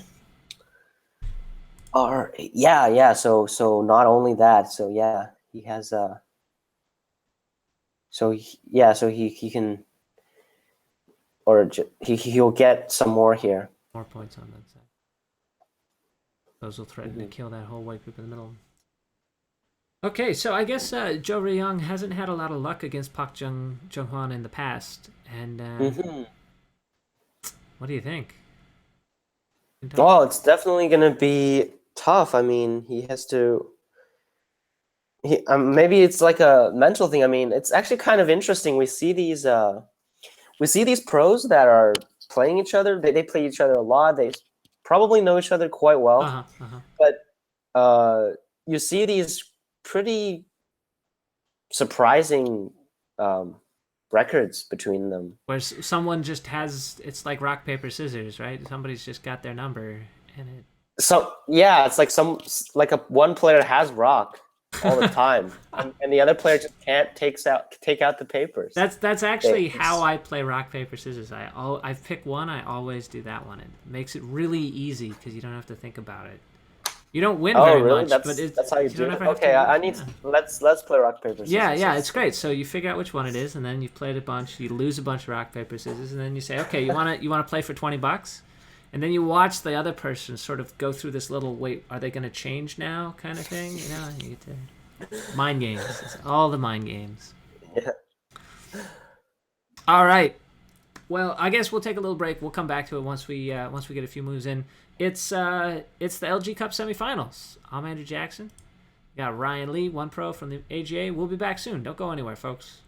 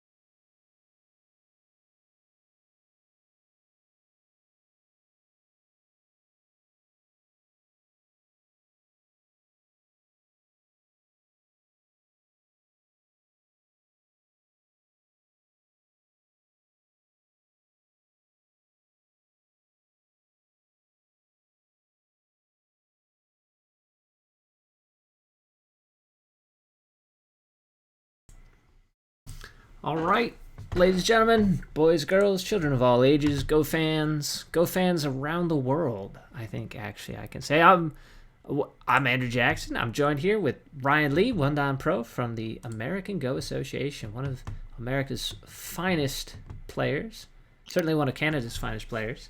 How's it going? Welcome back, everybody. Sorry, maybe did I just totally ignore you there? No. Did you? Okay. Was it the Canada remark? Did you? Not a fan. No, it's all good. Okay, so just a little bit of a recap. So this is actually a very crucial point in the game, which we sort of, buzzed over. Mm-hmm. So in this part, Park Junghwan made a very critical mistake here. So after this point, Black is doing well because of this potential ladder breaker at M4. Mm-hmm. I'll mark that there. So if he runs out of A, it's very big because in Sente, Black will get a lot of territory and White has to connect. Right. So the sequence just looks like that. Right. And White still has to connect. So in order to defend that, White cuts here. And this is a very crucial moment because if Black... Sorry. You know what? This is always one of these times. I forgot to put the demo board up. Could we show that sequence again? I believe there's a small mutiny happening. This is... Okay. That's good because I didn't get very far. All right. We're talking about A, and we're talking about the mistake in reply to the cut at Q2. Yes, so this was a very crucial moment in the game that I just wanted to recap on. Mm-hmm. So here, since there's this ladder breaker here, if White plays somewhere else, then Black can get this set in Sente. And where White still has to connect. Right. And also, this is... Not to mention Black gets some points on the bottom, too. Yeah, that's quite a lot of points, actually, in Sente. So what White does is, this move is very good. So it's a good probe. Now, if Black connects, then actually White can extend. Now, we were looking at N1 with the possible setup of a Ko. Yes, but actually, I missed this better move of just extending down. So this was good because so before we said that if Black ran out, then we had this possibility of a Ko. Right. But actually, this one is also Sente to the corner. Oh. P1? And that is because, yeah, very good. Yeah, so this shape goes like this. Oh gosh. And now... And Black is locally dead. Right? If Black connects, then he can... Then we have that funny shape in the corner, right? We have this... The shape that makes tournament organizers everywhere sweat bullets. Which rule system? Which Super Co? Oh man. Yeah, but it's dead, Mm-hmm. right? In every rule. That's right. Yeah. So this is actually Sente. So Black can't connect, but the correct move for Black is actually to do this directly. So if Black does this, White still has to... White can't really sacrifice this now, right? Like we said before. Because if White sacrifices this, then S2 is no longer urgent. Right? Black might go in the center. Or, I mean, it's big. So if Black comes back, then it's kind of pointless for White to do all of that. Sure. And if White... If White doesn't connect, White and cuts at S2... Sorry, go ahead. Oh, you mean like here? Yeah, we were talking about how the whole White group might die, right? Yeah, so this whole group on the left side, if Black plays here, right, this whole group on the left side is cut. Got it. So Black has to connect, and the reason, remember, it's just like in the game, what happened. So after this, Black should definitely connect. I mean, this is good, better for territory. This is better, just Just those Yeah. two, White doesn't get that those whole two Sente moves. sequence and to Yeah, block that's off the right, it. right? It turns out very important because after, if we look at what happened in the game, so Black played this move, which I don't know. It looks weird. I don't really understand why. What the motivation But is. after he responds, and he responds here because of territory. So remember, Black can respond here, right? Because after this Atari, even though it's a loss on points, there's still this push, right? Hmm. Black can still push and it And not now, divide. but Right. yeah, and split White into two groups, or basically have leave a weakness for White. Right. White getting S4 and T4 in Sente means that those white stones are connected, which actually kind of makes us Yeah. change how we evaluate this. We were saying that Hmm. maybe white didn't get Yes. enough. Yeah. So this change is this is a big change. In which we missed before. Hmm. So after this exchange, White uh didn't he? Yeah, okay, yeah, he did this immediately. So doing this exchange, it connects back this group, right? Right. So you said that this push here does not work because White can just connect Right. and connect on the first line. Right. So this connection is actually very big in terms of this fight in the middle. Otherwise, it would be So really hard for white to fight there, huh? yeah. So after these exchanges, like we saw in the game, uh, White develops some influence. So I guess it's a bit different than how we Maybe not as predicted grim before. as we thought. Right. Yeah.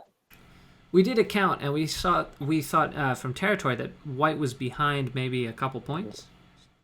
Yeah, but we forgot to look at this new what White can develop on the top side, and also we assumed a move that Black had R11, That's which right. of course he has to spend a move, right? If White takes this, it's still a good 15 points. White can still make a good 15 points here. Sure. And actually, it's looking like that upper left is sort of turning into territory for white. Yeah, it's getting huge, and it will be critical now what Black does to Uh huh. reduce this. And so I guess this move here from black is just hitting at that shape point, huh? Yeah, yeah, and we can see from this move that Black does not like the situation. So similarly to how we saw from white's cross cut, fight, we would. Yeah, in the beginning, exactly. Huh. So we can really tell you how the state of the game just in terms of what kind of moves they make. And it's not desperation so much as it's looking for the initiative. I guess would be. I mean, because it just feels bad to say that they're desperate, right? Like that's not. Yeah, it's just more aggressive moves we Uh huh. see instead of the more calm and more reserved moves. Got it. Got it. Now you said that you got to watch Zhou Ruiyang and Park Junghwan play live. Ah, yeah, I did. Any any insight? Do the players comport themselves in any particular way that we would notice? Any, you know, head bouncing or nervous feet or stealing I tea wouldn't from the call it nervous judges feet, but it's or it's sort of like a tactic that they have. All of them, all the top pros. uh Well, huh. not all of the top pros, but it's like in the pro community, it's actually kind of common to have like a I don't know, like a bit of fidgeting here and Mm-hmm, there, mm-hmm. and playing with the fan, Oh yeah, or going like and like making these sounds. the It's mind it's so games. common. Yeah, Yeah, it's the mind games, and it's gamesmanship. like who can affect the each other more. Are you serious? This is for real. This is It is, yeah. and it's probably not a good thing, but Wow. yeah, Hey, if it it's works, there. I mean, it'd be. Yeah, I mean, it does turn out to be, who wins the game. That's the important part. It doesn't really Hmm, matter how you win, right? hmm. As long as it's within the rules. Right, right. Gamesmanship. Ability to get the But goal. with most, but then again, with most very strong players, they don't really care about that. They just, They're gonna it's focus on still the the game. game. Like they just play their game normally. Mm-hmm. like Park Junghwan, he's very calm, and he sort of just has that one position where he sits there, He gets in the zone and and he he's sort of just like moves his mouth a bit, but he doesn't make any sounds. huh. Man, Yeah, that must Zhou be Ruiyang like likes to walk around a bit when he plays. Since at the tournament, both of them were at board 2, so actually I've played against them both. oh really? Yeah, Whoa. it was a round. It was a round robin, so we played all the teams, and yeah, I've had the luxury of playing them both. Wow. How did And the games go? it was definitely a good experience, but I won't talk about the outcomes of the games or how they went. Sometimes I'll tell you how it went when I played Feng Yun. It was probably it was a good learning experience, and that's I great. definitely, yeah, it's definitely good for me in terms of knowing what's out there, and also reflecting on what I need to improve on. Which is, Um, I mean, for me, it's counting liberties, and apparently, I also need to work on sitting there, maybe moving my mouth and not making sounds. That maybe is what I need to do differently.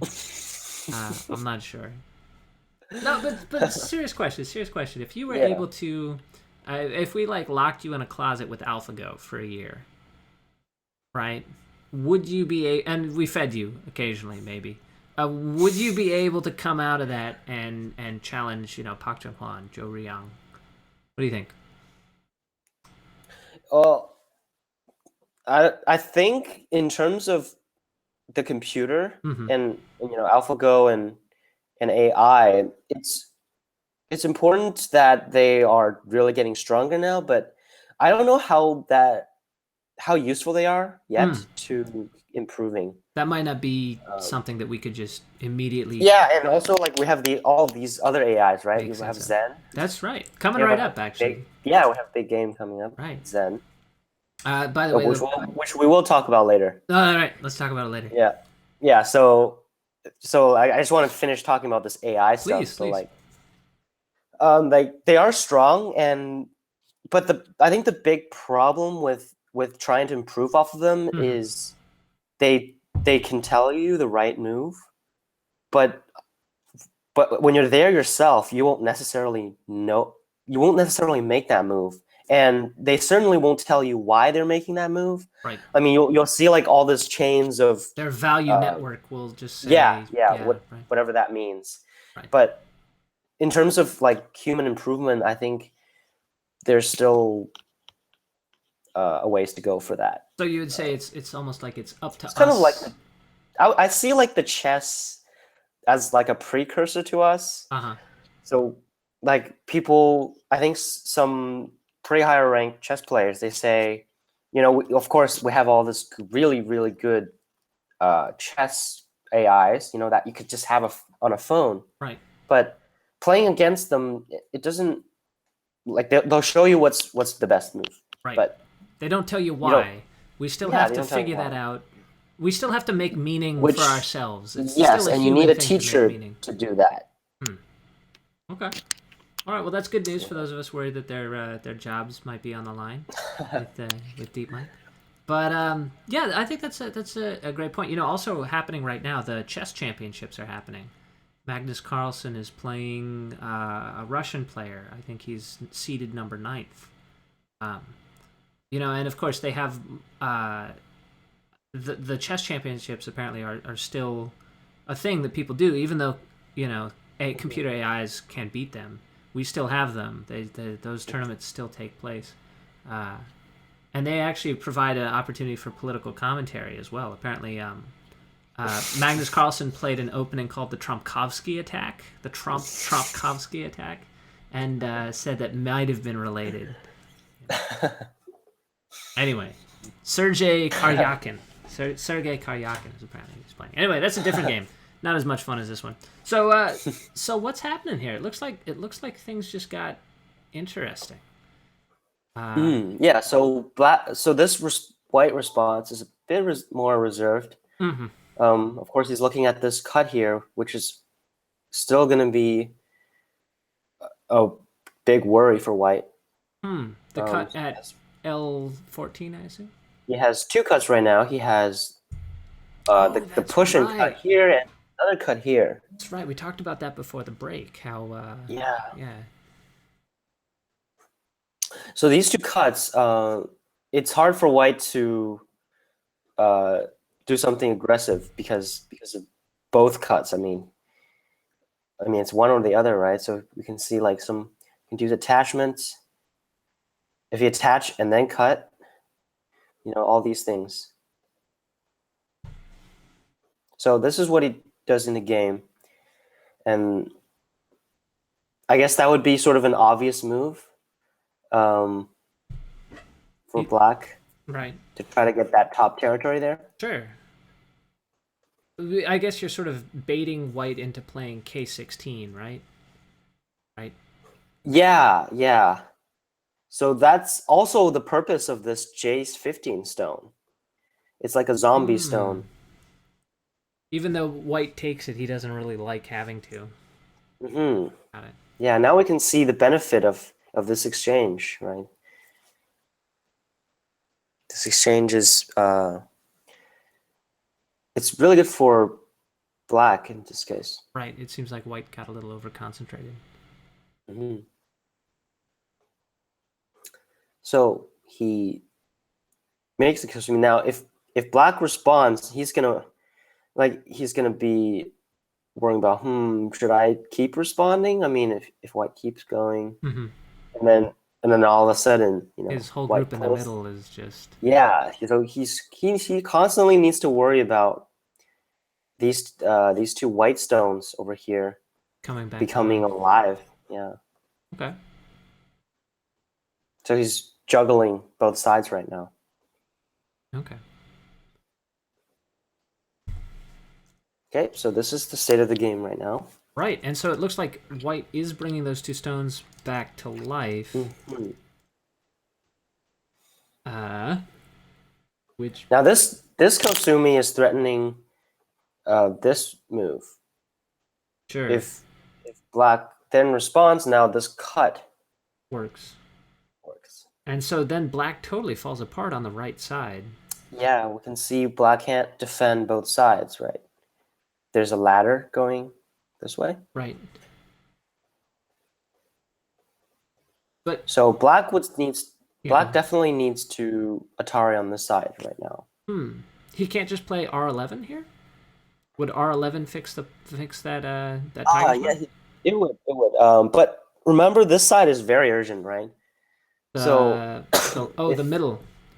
yeah, the middle, right? So it's like white got um, connected these two white stones back in Mhm. Sente. I mean, if white plays here now, there's not a single eye in this huge dragon in the middle. Mhm. Yeah, it looks like aren't they both risking a lot here? It seems They are, like and the it's white group on the and top they also really not need alive. to because black's not giving white any leeway.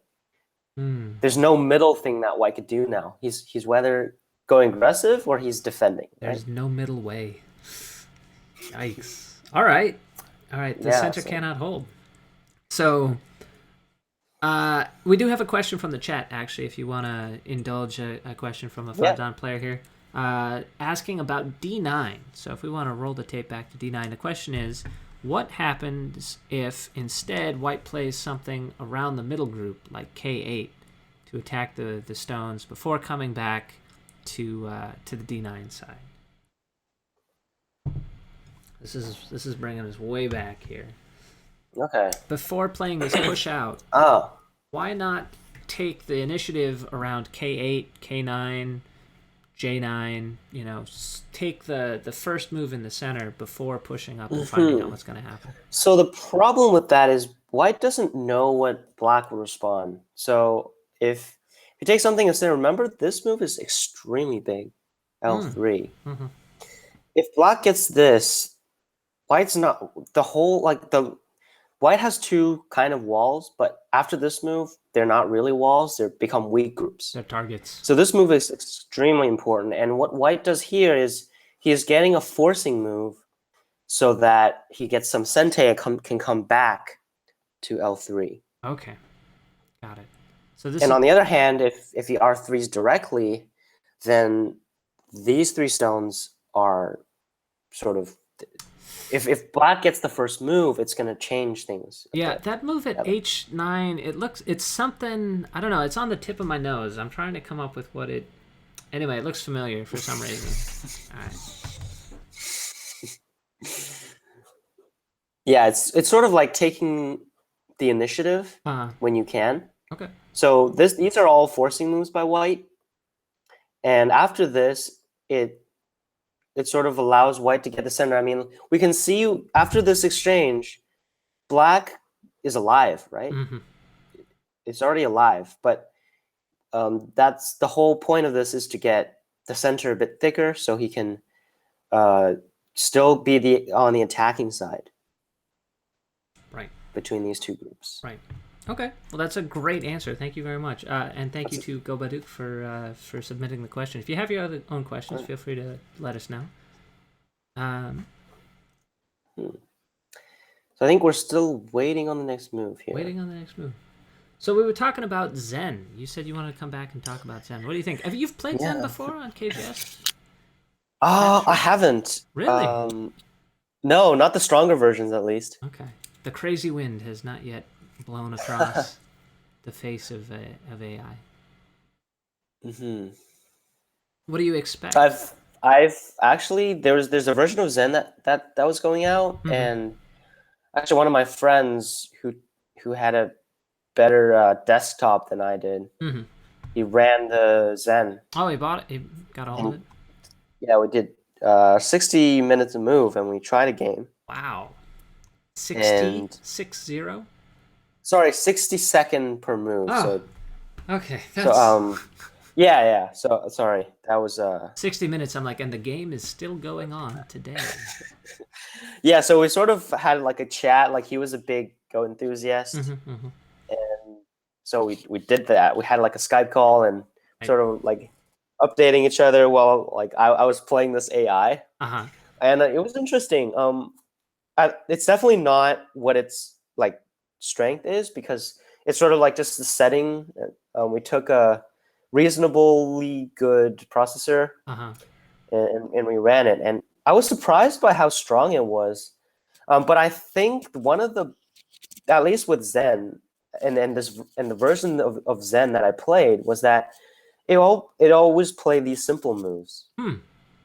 It wouldn't necessarily it would have do really, really difficult, like it would. I can tell that it read really, really far, but it had simple josekis. It had it played simple opening, and yeah, and then all of a sudden it would just start killing you, and and I think, I mean, on one point, it's like, of course, it's become really strong, but I think that might be, I don't know. It's probably just that one type of Zen that I really played with it at that point. But that was one of the problems it had. Like, it was a slower game, so I was able to read out most of the variations for the attack. So I managed to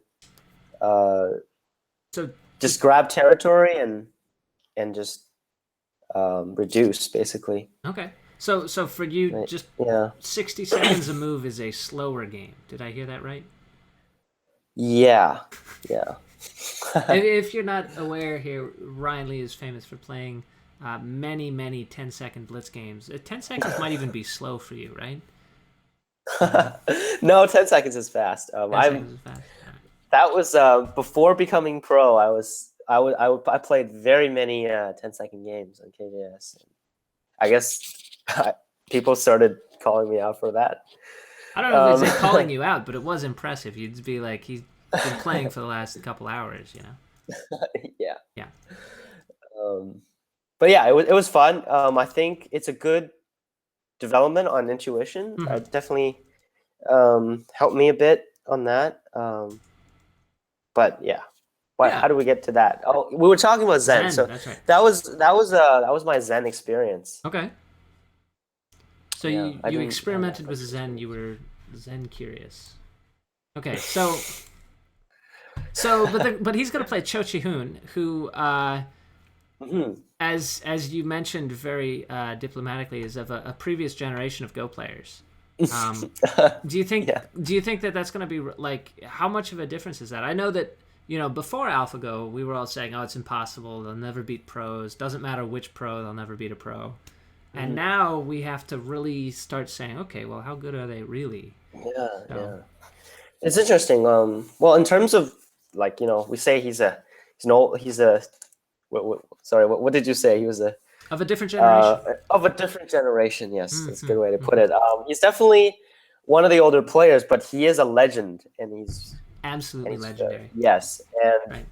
um, so I think, and also I've seen him play in some preliminaries, and Mm, he's beating these very young, promising Japanese pros also. that's right. He's still active for So sure. yeah, he's still up there.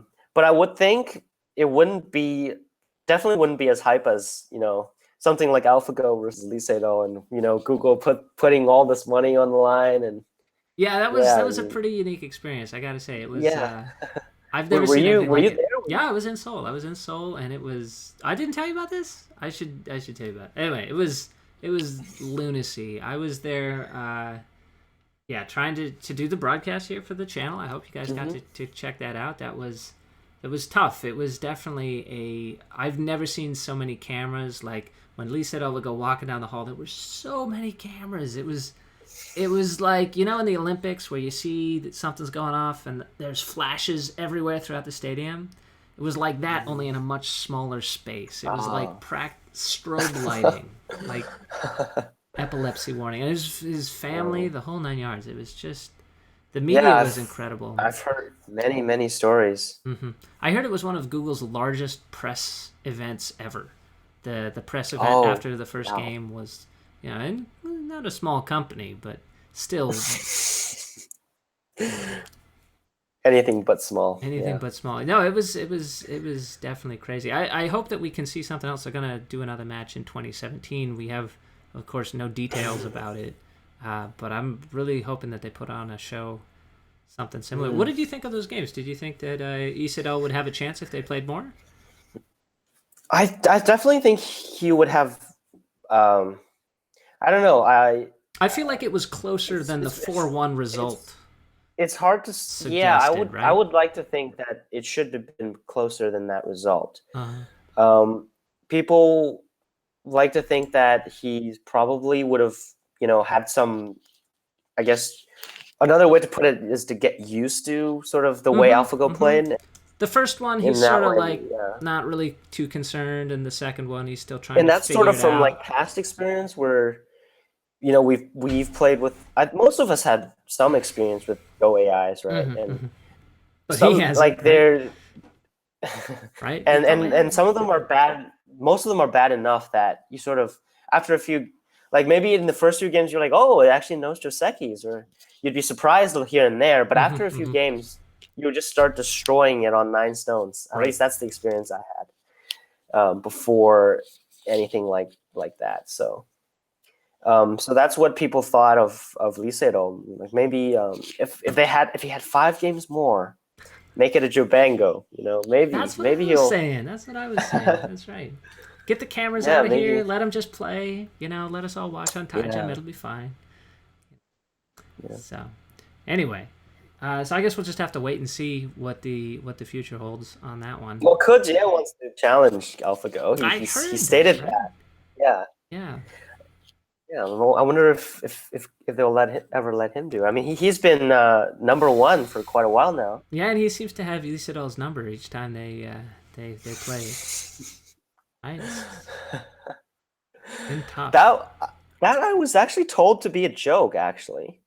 So I like from that this is my interpretation of that whole uh, the M Lily turn final, Hmm. right? Hmm. So there was this interview where so this is sort of the story that I've heard Mm-hmm. was that there was this interview where they're entering Lisero saying, oh, so there's this very strong Chinese player Ko Jie. Mm-hmm. How's your what do you think about your games recently. Do you think you have good confidence? Right. And he said something like I have maybe I don't know how this would translate, but he basically said I have like like five chance, like meaning like he would have 5 in 10. Right. Right. A 5 in 10 chance. Right. Yeah, basically he's saying like it'll be a tough game and it will be close. Mm-hmm. And then afterwards, when they interviewed Kudje, so they were both advanced to the finals. Mm-hmm. And he's sort of him being the kid at the time, 17 years old. He made a joke saying, "Oh, he said five." So the reporter talks to him, does the normal, how did the games go and all of that stuff. And then he asked him, "Okay, so we just interviewed Lee Sedol. He said he had a 50% chance." Right. Against you. What do you think about that? So the original quote was that he had a 5 in 10 chance, right? Right. So then he made a joke saying, "Oh, 5 chance. Is that a 5 in 100?" Right. Right. So, that's sort of like, I guess I think most of that comes from the fact that he's a kid. He has very little experience with news and just generally being interviewed. And so I mean, some people really think he should have said that. I really think he didn't mean it at the time. I mean, I think, I think it's a lighthearted jest that kind of gets out of control. We mentioned earlier that the chess championship is happening, and Carlsen has played the Trompowski attack. He apparently mentioned something about saying that he admired, this is 4 years ago, he said he admired Trump for being able to pinpoint people's weaknesses and exploit them. And even if he's just saying things like, "You're stupid, you smell," he said that chess could benefit from that kind of trash talking as well. Kind of like boxing matches where you have, the two people, saying, "Oh, this guy's awful, he doesn't stand a chance." That sort of showmanship. The showmanship could be good for the game. Right. I think it is definitely too bad that Kudje's comments kind of got blown out of proportion as being maybe seen as arrogance and what I thought was a fairly flip, a little levity. But it is definitely, that is one of the risks he's got to take. He's on the world stage now. His words are going to be parsed fairly carefully. So gotta get some maturity. Maybe grow up is not the right word, but definitely it certainly is a lesson in media communications. Experience. That's right. The old experience there. Should we talk about the game? I think we've had a couple moves happen. Let's talk about the game. So what do we have here? We had this Kosumi that we had. So this is Black attaches here. So before we said that there was this weakness here, but White can't do that quite yet because Black will win the capture race. Yeah, because at one point here, Black has 2 liberties, right, and Black can throw in here. And then he'll win. Right. Yeah. So White has to capture, and of course, demo board. Yep. There we go. Oh. I haven't gone one full broadcast without forgetting that once, and now I forgot. Oh, sorry, my fault. Okay, so we were talking about. So this is what Black played in the game. We were talking about. So before we talked about this weakness Black had. In this cut, but since we had this N15 stone, right, Black can throw in and just capture White. So after this exchange, Black fixes.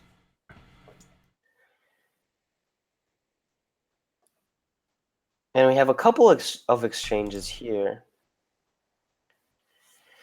So basically, White gets settled here.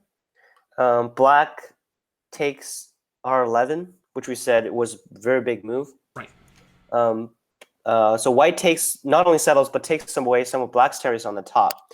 So I can see this sort of like an even exchange. But now Black has this problem, right? He has this little group. His whole group isn't alive yet, right? Yeah, it's not completely alive. So he has eventually he might be able to poke White here and there on the top group a bit before fixing, but eventually he had to go back there. He's gonna have to make life. And, yeah, and make life.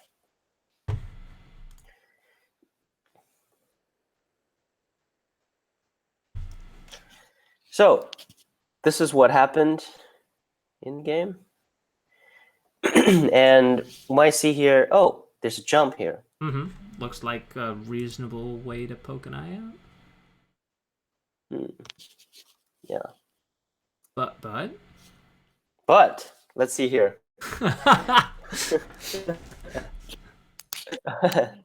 There's always a but, of course. As always. So why doesn't black jump?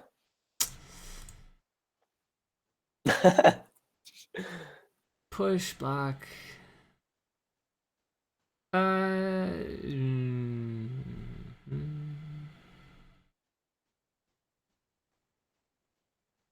Is the counter peep at K16 enough? The counter peep. Oh, right here. Judging from that, you had to look for it. My guess is probably not. Right? Locally, not bode well for that being the right answer. Locally, if you wanted to take this, black can still cut the tail. Yeah. And so the question is, of course, it's like black has some tight liberty issues, right? In here, right? So is there something at the Q15? Hey. Well, that's a trick question. Q15 doesn't work directly. Okay, so let's see here. So yeah, we just get laddered. Just get a ladder. That's right. Mm-hmm. So is there a can we do Q15 and then instead of extending, can we? Oh no, that doesn't work either. I don't know, man. So there's nothing locally. Nothing locally? Here. Oh, so my eyes do not deceive me. It was a trick question because white would just push and connect. Mm-hmm. And it actually doesn't really benefit black because white is still alive. Oh, look at that! He's got 019, and then he's got another eye there. Mm-hmm. So the P19 Q19 area, there's an eye there. Right. And there's another eye. Trick question. Oh man. You're getting me back for something. I love doing this to you. I must have been bad previously. All right. Yeah, so I mean, like, white has to fix locally, and if white blocks, in which case black would get this sente. And white would still have to fix. So there's no reason for white to do that. So white would come here anyway.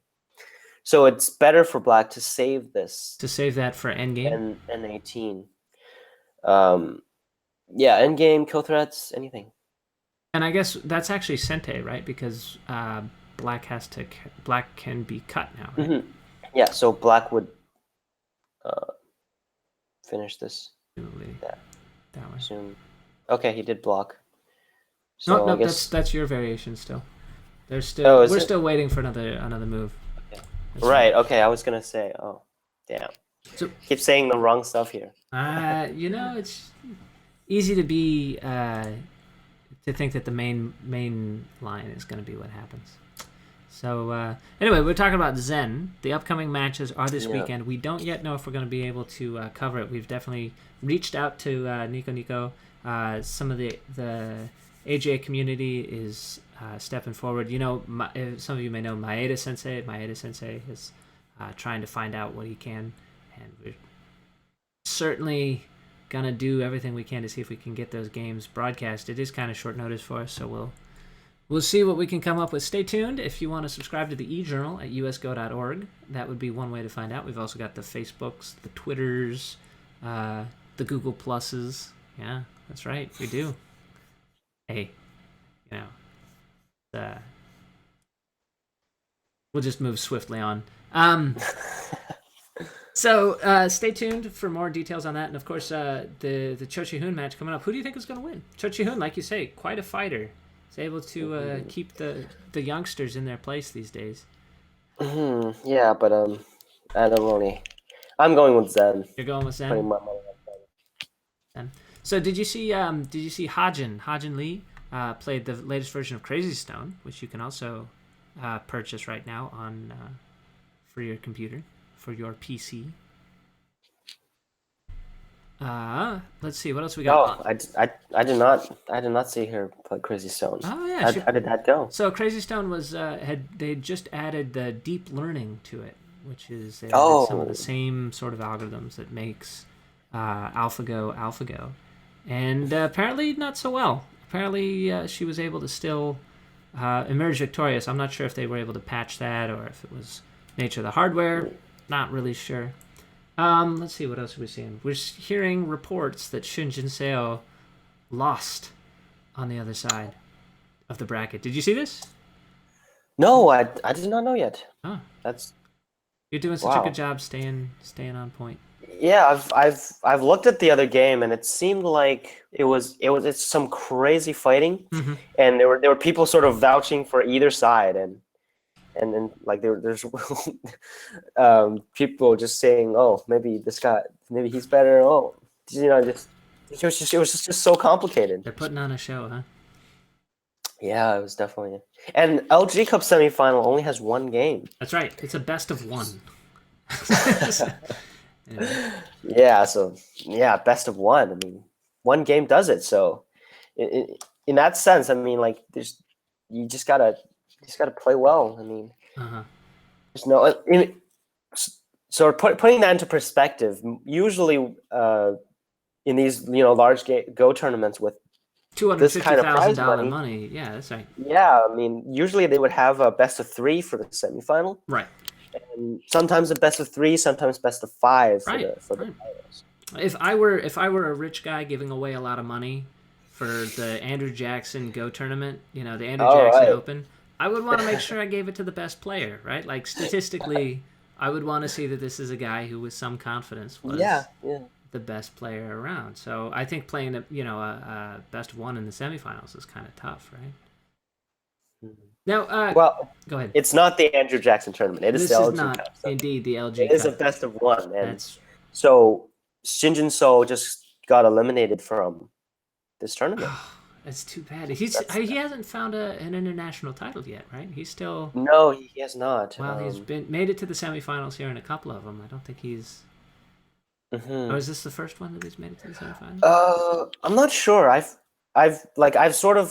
definitely heard him as like a strong name. Uh huh. He's definitely up there in Korea. But I don't think he's made it that far in international tournaments Man, thus 15 far. years old. 15 years old. I think I was just learning how to drive stick shift. I think that's what I was doing when I was 15 years old. I don't know.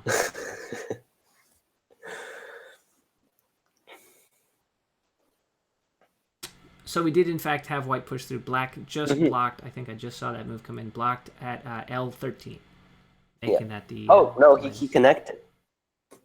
Hmm. So this is a good forcing move because in if white tanukis, then this is not an eye still. Oh, So it's actually a better forcing move than what we had. then blocking at M14. Yeah. So if this is also sente, That white still is has to spend a move here, maybe here if he's really looking at the outside, but I think he he'll he'll probably do something here, or if he can find a way to fix it indirectly, that's very subtle. So yeah. yeah, so I guess now we're looking at this black group has to live on the I top. think I think black is in trouble here because he has no eyes in the Mm-hmm. center, so Mm-hmm. he has to make both of his eyes on the top. Does he have half an eye at N12? And 12, yes, he does now. He does now. Now that he blocked. Yeah, but what if white towers? Does this first? I don't think he will now, but yeah, making living is probably not an issue, but Uh huh. but uh, He may have to give something up to be alive. Huh? yeah, and white's he's gonna definitely have to make white thicker on Hmm. the left side in order to live. Wow. Right. So black now has about 19 on the right side. We'll assume 2 points for the center 2 for points. two Okay. eyes. We'll give him his 2 points. And yes, and 7 in the lower right. So 28. it's 28. We said 8 points for the lower side, but the left side is really hard to count because, as we said, the this one is Sente. So white can connect back, Right. but that will give the corner a bit more points. Right. Or white can monkey jump to either side. Right. I think this is Probably bigger. ideal. Is it still Sente? Even after black has, what is it, G2? Like, Yeah, because might be. yeah, let's look at that. Let's Actually, look at that. I mean, this is huge. I would want to play this if I were black. If I can, I would absolutely want to take those points. So let's look at the life and death situation here. So the best move I think is to jump in. Start at B2. So black can push, and now what does black do? I think. What would you think? I would start reading after C2, and I would probably say that this doesn't look like it's enough space, because after C2, if white just descends, where am I going to get another eye? Yeah. And I could probably even stop here as like this is a terminal state where I'd just be like, okay, there's not enough space here. But I would want to maybe see if I have a throw in at A2, B1 to maybe set up a ko. Yeah, that's definitely something worth looking right. at. So if I block at C2 now,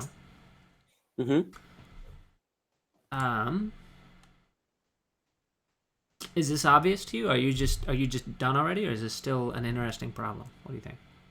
Are you letting me struggle here on my own, or have you? Well, I mean, take us through this. I'm like, me? I like your analysis. Oh, I mean, dude, they're not here to listen to me. well, I guess like, it's a good way of telling the audience, what are your thinking processes, because my vastly inferior thinking process is definitely the one to pay attention to. No, so for me, what I would look at, well, if I'm going to do that, you know what I'm going to do? I'm going to take control. What do you think of that? We are taking control.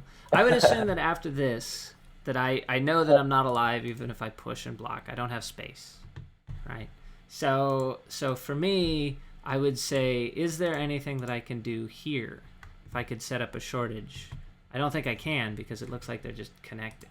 And then even if that was Sente, I still don't think that I have enough here to be alive. So right, I would call this toast. Now, this is where you can let me know that there's actually a brilliant sequence for black to get a ko here. You have control. It's very interesting. Yes, that's a very good analysis. So one correction though, please. If white were to play this move, and you were to get this, Seki, then you can get if you get all of these, then this would be a Seki, because white would need to fill in 6 inside, and he can't. So no good. But so if white can get G3 as Sente. Right? G3.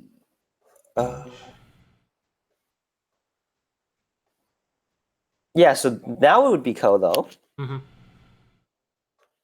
So then this will not be the killing move. The extending down will not be the killing move here, because of that sequence that we had. So now it's a question of whether white can, what if white connects, right? If white connects, then this is actually a very common shape. Right. So it's a little bit different. So we do have to go over this. In a shape like this, then black is dead. Okay. Because if black extends, then white can play this Kosumi, and then here. This is like the typical dead shape. Right. It is very dead. It's a good shape to remember, actually, because it happens quite a bit, so it can help. in You your know, you game. say that, but and I know I've seen it quite a bit, but as a result, I just have a lot of trouble because they're so Right. similar to Okay. ones that are very close. So, what are the features of this shape that you key into when you say it's very similar? Is it the fact that it's connected on one of the halves? Is it that it's the It's 6 spaces plus one? it's the fact that you sort of have an eye, but you don't, Mm-hmm. and it's gonna be the knight, the five shape. I forgot what you call that What do shape. we? So Knife five, in right? knight five. Okay. Knife? Don't you call it knife? Knight. The Oh, butcher's knight knife? five. I've heard boxy five, I've heard the truck five. truck five. Okay. And to remember where the vital point is on the truck Any five. input from the comments here? Where to kill the truck five is you shoot the gas tank. That's how you get the truck five. That's right. Bulky Okay. five is also a classic one. Ah, there it is. Okay. Bulky five. But no matter in the if when all the outside liberties are filled, Mm-hmm. black would have white would have an eye, so eventually it would become this shape. Right. Because it's the eye in the belly. I guess that's the other one. Right. Yeah, yeah, and it's very important for white to exchange this because if white just plays here, then this actually would be a seki Boom. Snatching because defeat from the jaws of victory. yeah, because these two are miai. But this shape is both players got to be careful because if black plays here and white plays here, then actually we have a Oh, another shortage. yeah. Zing zing. Okay. So, but in this case, since black doesn't have the G3 stone, why can he play here directly? And it's not Seki because if he plays And D2, yeah, because white plays white G3. this, Or that one. and Yeah, that one works too. Oh, that one works better. only this one works. Well, Only that this one. one works The other because one, yeah. When I if say black works plays better, here, I mean works at all. okay, Right. talking too fast. No, no. So, in this shape, black is still dead. That's the conclusion. But you may think, oh, black can throw in first, right? Does that change anything? Now, what does white do? I would block at H2.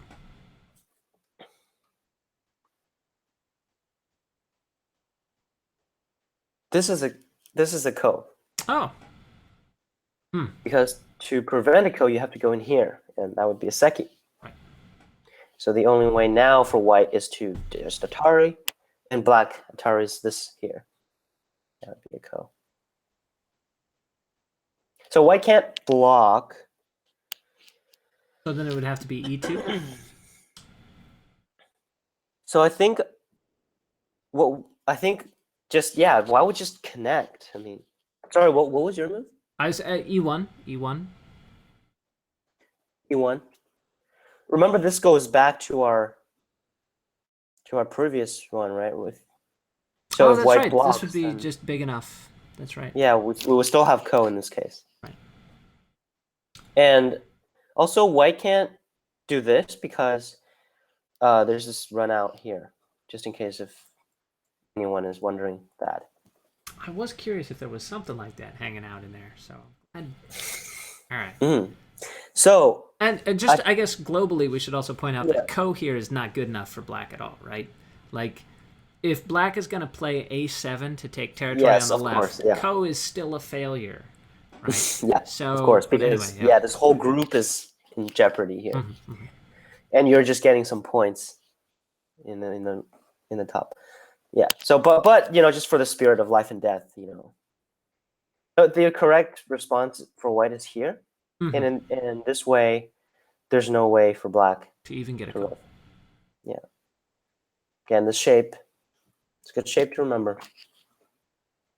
But of course, when you say like something to remember, there are all these variations. Exactly. You got to remember to Because read them if you all. have this, It's totally different. if you That's have a right. liberty shortage for white on the left side, and Yeah. go is not something you should remember. It's something that you should read out. So all of that memorization work you did as a kid had nothing to do with it. It's you sit down and you read it all out from scratch every time. Well, I mean, of course you have instincts. Instincts. Improving your reading will improve your instincts. Mm-hmm. It's sort of like a thing that boosts everything. Man. It will improve your opening. It will, because you read more, right? Uh-huh. You'll be able to. The important thing about that is you'll be able to see sort of your opponent's best moves, Mm-hmm. and that gives you in a really good position. Got it. Got it. So developing these instincts. That's a really interesting idea that we use. That you just use the phrase instinct. I have a small child now. My baby is 5 months old. They have a set of instincts that they're born with that they lose as they get older.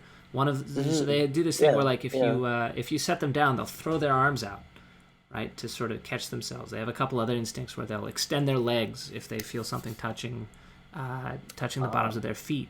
They lose those instincts. Like the latest thing that he does is I gave him a green bean, and he immediately tried to put it in his eye, which was maybe not, relevant. So I feel like the trying to develop these instincts, trying to learn instincts, like don't poke your own eyes out. These are really shortcuts, because when you're playing a game, you can't read out every single variation. It's just impossible. And I'm sure all Go players know this. They when you get to a certain strength, you know this. You can't read everything, but how can you know where to read? What's the right thing to read? Right. So that's the instincts. That's what I mean. So you're pruning the top of your reading tree. You're pruning out which moves you're going to look at very aggressively. Exactly. Right. If we were to use our AI terms here, right, to prune the search tree down.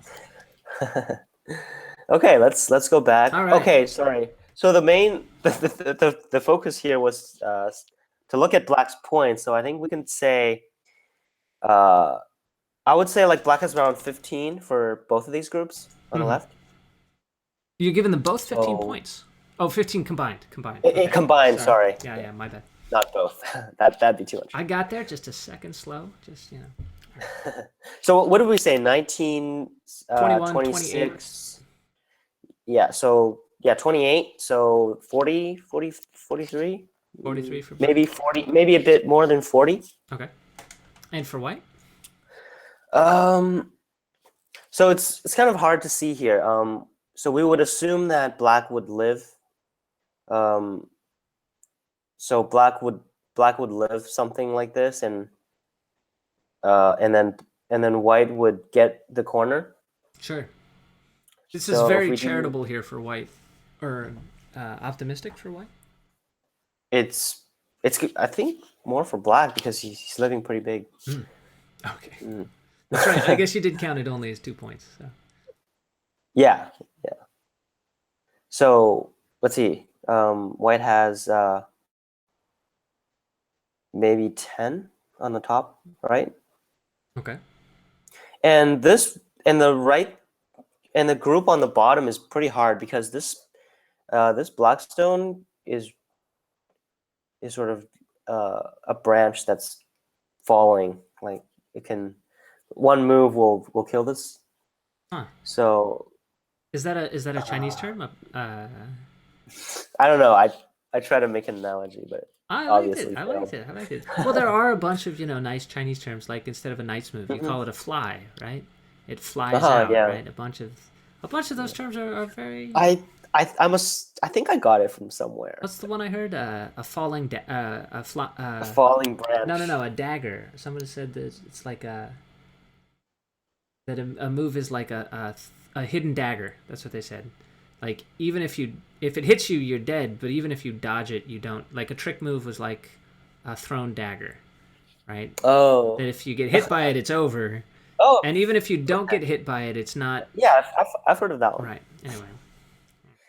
Okay. Anyway, so we have 10 points there. In the top left, I would count at least 15, maybe even close to 20 actually, because of the center a bit. So we'll count 15, and the bottom already has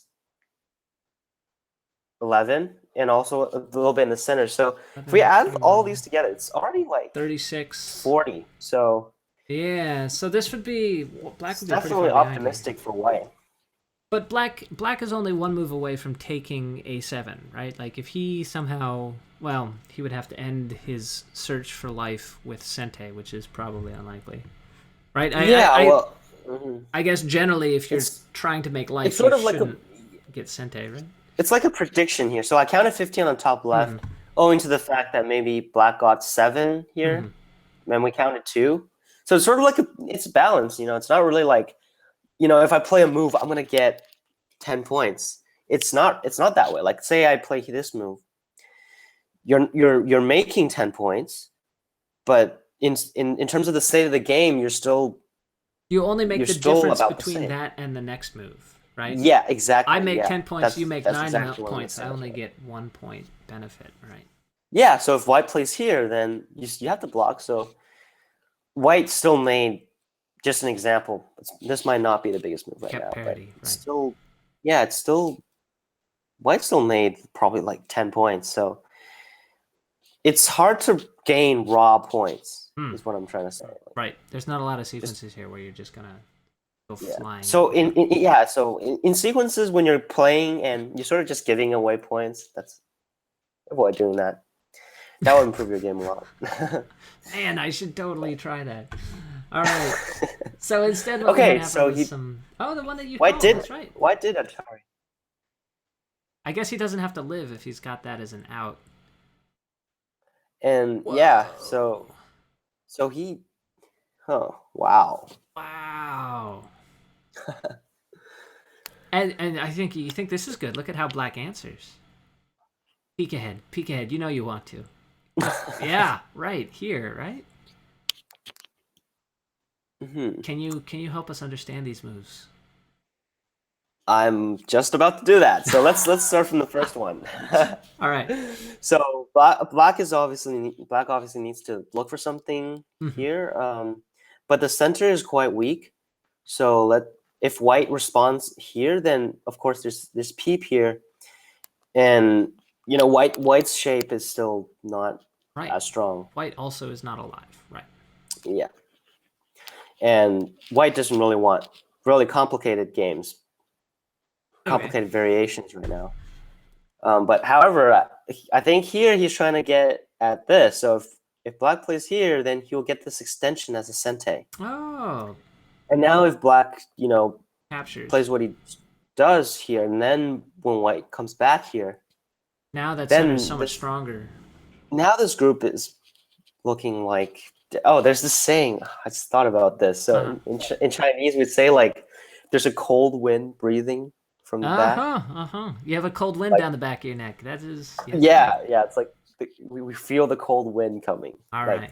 Like when a group is about to die, we say like how feel like the how chill of death. How cold the wind is. Cold wind. How chilly it is. That translates fairly well to an English idiom. The chill of death. That's right. All right. That's interesting. It's also good as we're coming on wintertime. How is the northeastern winter treating you, by the way? Oh, I'm so used to it. I mean, I've been in Toronto for so long. 4 years. Yeah. No big deal. Been here. Bring on the New England winter. Also, it's pretty mild so far. Okay, so that's what white was hoping for with the attachment. Yeah. And just for curiosity, why doesn't black just play D11? Right. If black plays D11, then there's still agi. So white can still play locally. White's center gets even stronger. Yeah, and black can't get a good way to Nikki here. And he still has A5 to come back and connect all those stones, and then yikes. Maybe not A5 now, because this is maybe white might not be able to get A5 in Sente. Oh, because now the ko would be. There's no ko, remember? Oh, that's right. There's no ko. Oh, my wishful thinking. Even then, maybe the top left is more urgent. But we can also see D8. Yeah. Right. Yeah, to try and go after everything. So I think that's what he's trying to go for. Can't do that one. So yeah, they're basically playing their own moves, right? They're just ignoring each other. Okay. So in doing that, what they're trying to get is just they're trying to get the sente, right? If you play a sente, they respond, then you're already benefiting. And So I guess that's sort of the mentality here. right, and I guess the question here is C11. What is White's follow up? Right? Is there a move that White has that? I mean, so he gets C12. Okay, big deal. If he loses the group in the middle, it's worse, right? Yeah, so he definitely has to respond in the center now. Oh, It's actually a bit risky for White.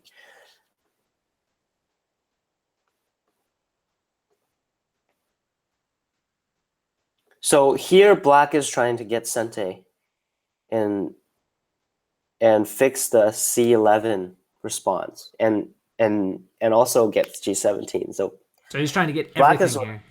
yeah, he's sort of juggling around right now. He's got a lot of balls in the air to try and balance. Yeah. So here, I just want to go over this quickly. It looks like Black can push and cut here, but these two stones are way too small. Not an eye, right? And also not even an eye. So it's making no progress. Sorry, what was your question? My question was what you thought is going to happen after he attaches at E13, White wedges. What's your first guess on the sequence that Black is reading? Like, what is Black deciding between? Or my guess is he is going to play here very, very soon. Just leave the whole left side? Yeah, because after these exchanges, it's not easy for White to block the whole thing. Block the whole thing because there are two Ataris here in the center, F14 and F12. And also just a lot of agi now, and the center is a bit weaker. I think I would play G17. And just make yourself solid first before you go. Yeah. I mean, that's definitely the priority now as well. And what about the corner? Is if Black does, or if White does find some way to seal off the left side, is the corner still open, right? At C17, he can still go. It is, but this left side is going to be crucial. There's not really like an is it open question, because if White can find a way to get this off, it could really very well be Sente, right? Let's say if White can extend or do something really to come good. at D8, is that the idea? Yeah, it'll be really big for White to turn here. Right. And I guess it's just a question of how the left side will turn out before we can really look at the possibility of C17. Right. You'd previously counted, 7 points for both groups on the left? Or 15 points combined, I should say. Yeah, so now turning it to 2 would be a pretty large swing. Right? Yeah. Black has to come back and take 2 points in Gote. And also, when playing A5, White lost some territory because when Black responded here, sure, he makes more territory than if he makes a bit more, because if White blocks and Black responds here, then of course White can still do the large knights move. And I think this is the best endgame response, but the large knights move. Was that the large knights move? No, I mean like for Black, because if Black no. It's kind of difficult for Black to respond right now. But you call that the large knights move? The A2 move. Yeah, what do you call that? The monkey jump, of course. This is the monkey jump. Oh, the monkey jump? You've never heard of this? Not the large knights move? No, I mean, it is a large knights move also. But when it's to the first line like that, they call it a monkey jump. I thought what I said was completely off. Okay, you scared me there. Okay. No. So it's still okay to call it. Okay, you can call it whatever you want. You're the one with the P after your rank. You can call the move whatever you like. No, I need to learn the terms. No, I don't know if you do. I think large knights move is totally fine, but the monkey jump is sort of. Is it specifically a second line? Second line to first line. That's right. Oh. That's right. Have you? That's good, because it puts that really annoying twist to it. Right. It's really irritating. It's like this right mischievous monkey is like exactly. Yeah. How have you never heard anyone say monkey jump before? I might have heard of it before. Or maybe you just were like, man, what are these people talking about monkeys for? I thought they're playing Go, right? Probably. Probably. You Yeah. thought. So if Black responds on the first line, this monkey jump will be Sente. Mm-hmm. So the best response for Black is here. And now the monkey jump isn't Sente? Now the monkey jump is Goten. But the Hane on the other side is a little bit better? I don't know. Yeah, so this one is better. So we can count eight. We can count maybe 9. Wait. Sorry. Someone in the chat just told me that the monkey jump We is can count 9 points. sometimes confused with the jumpy monk. Actually. Oh. Yeah, and the jumpy monk, actually there's an example of the jumpy monk. If you play A5 and black blocks at A3, right? If white descends at A5 and then connects at B8, going the reverse move from A5 up to B8 is the jumpy monk. Instead of a monkey jump. Sorry. I missed the it's like coordinates. a reverse monkey jump. So white descends at A5. Right? And black blocks on one side or the other. That reverse monkey jump from the first line up to the second line has to be the jumpy monk. Although that doesn't make quite as much sense. First time I've heard it. That one's new to me. I've never heard that before. That may or may not be a real thing. That came straight from the internet. Not the gospel truth. No. Reverse monkey jump is probably more common. Oh man. Okay. We're still waiting for a move here from Black. So. Yeah. So this is what White did. No, we're still looking for a move here from Black. Black hasn't blocked it. Oh, okay. So we're still at the wedge. Okay. That's right. We're still looking at the wedge. Right. You want to take a little break? Maybe another cup of tea? How's your throat doing? Okay. Yeah, I'm doing fine. Would like to actually. Yeah, go ahead. I was just gonna say, recently, I've been dragged into a lot of Chinese food, and they were very spicy. So. Oh, is it the spices? Yeah. That's coming in. Keeps you healthy too. It's right here. The spicy food. Oh man. What was I gonna say? I was gonna say something here. Gone. Oh, I remember what I was gonna say. I was gonna say it's late. Is what No, seriously, I was gonna say it's late here. It's almost 11 o'clock here on the West Coast. You're on the East Coast. It's pushing 2 in the morning. I want to say big thank you for making the sacrifice and being out here, keeping us company, explaining to us what these folks on the other side of the world are thinking, what's going through their heads. Really appreciate it.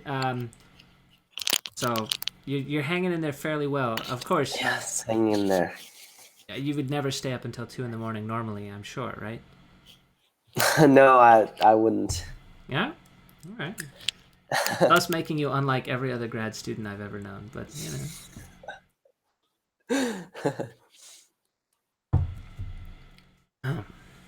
So, and I guess we got other folks to thank. Bad at Baduk and Almost Postal were our game recorders this evening. They've done a great job. Other folks who helped out, we got X, as our graphics and statistics department. And, actually it's kind of great to do the credits right in the middle of, the most exciting fight on the board, right? Because it's not like they're just going to go anywhere else. You want to see how this turns out, right? What's your prediction? Actually, maybe I should ask you that. What's your prediction right now? My prediction? Yeah, how is this fight going to turn out? Well, I still think it's in White's favor. I'm really rooting for Zhou Ruiyang. He's he's gonna make right now in China there are a lot of very young 9Ps that they've won one world championship, with the exception of Ke Jie, and they're trying to get the second one, and they're struggling to do so. They got to make sure it isn't a fluke. Right? Yeah, so they're trying to prove themselves, I guess. Right. And also, Tang Weixing, he was the second one. Oh, Tang Weixing got a second. Yeah. That's right, the Ink Cup, just recently, right? Yeah, the Ink Cup, yeah. So he had the Samsung Cup, which he won against Lee Sedol, coincidentally. Okay. And he, of course, just won the Ink Cup against Park Junghwan. Oh, that's right. That's right. So that's Yeah. what he's looking for. So you're rooting for Zhou Ruiyang. Is that because he's the Yes, I am. underdog here? I would like to. Yeah, I think I mean, he is. I Park mean, has if we beaten look him at more often, right? just from the game records. Right. Speaking of which, here is some resolution for those of us curious what was going to happen after the wedge. Looks like Black decided on boom, boom, boom. How White has decided to go after the top, and Black looks like he's prepared this sequence to be alive. Hmm. Although that doesn't look alive to me. What am I missing? Um. I So guess the that's. of course you would have to go from the second line first. Mm-hmm, mm-hmm. If Black gets H18, it would. If Black gets H18 and be over, but this Mhm. also looks good.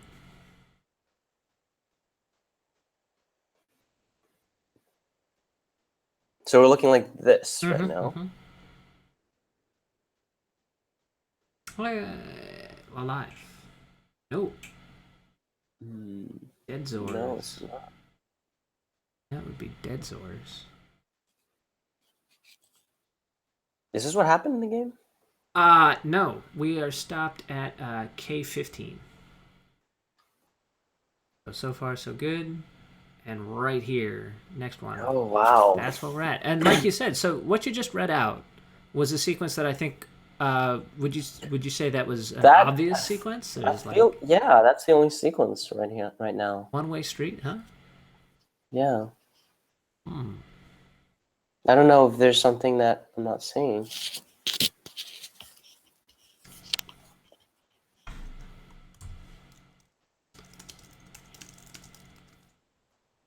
Could we be? Is this the end? Is this the end? Could we be looking at? I mean, I don't want to alarm you, but there is someone in chat who said that they read out all of those moves, and I think they have a K after their name. I'm not sure. Yeah, 9Q. So it's. I don't want to alarm you, but it's. Oh no, he says it's a typo. He meant to say 9P. Okay, well, that'll teach me.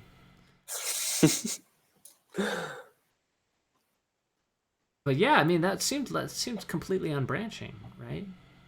I guess So I guess the only way for now, if is so. Oh, this is what happened. So H18 is the actual game. Okay. Is that true? I'm not seeing H18 yet. Nope. Oh, okay. Were you saying that But H16 we'll just take that as the game. as He given? has to play H18 right now. So this is the only move for Black actually, and so it's a question of whether there's something here That jump we in saw. the middle. Maybe like a nice move here. Oh, if it's not. So this move is Oh, Sente. because he's threatening to push through. Yeah.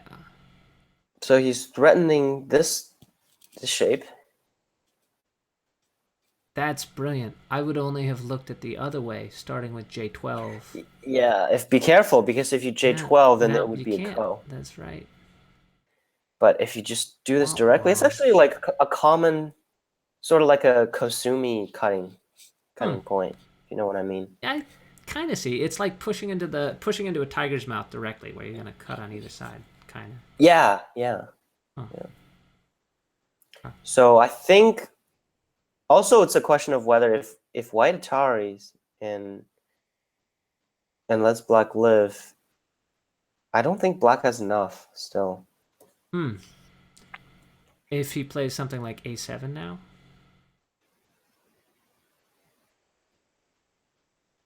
Hmm. He would have to do something here.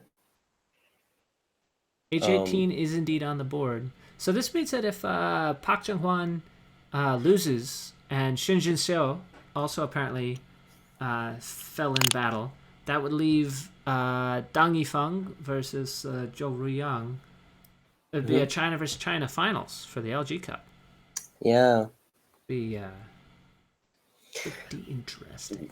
We would need a spring back from the Koreans because recently they've been really diving, right? Of all of these world championships, are going to Chinese pros. Well, I feel like Shin Jin So is the front edge, the tip of the spear. If there's going to be the He next is set of their hope. kids, that's right. That's right.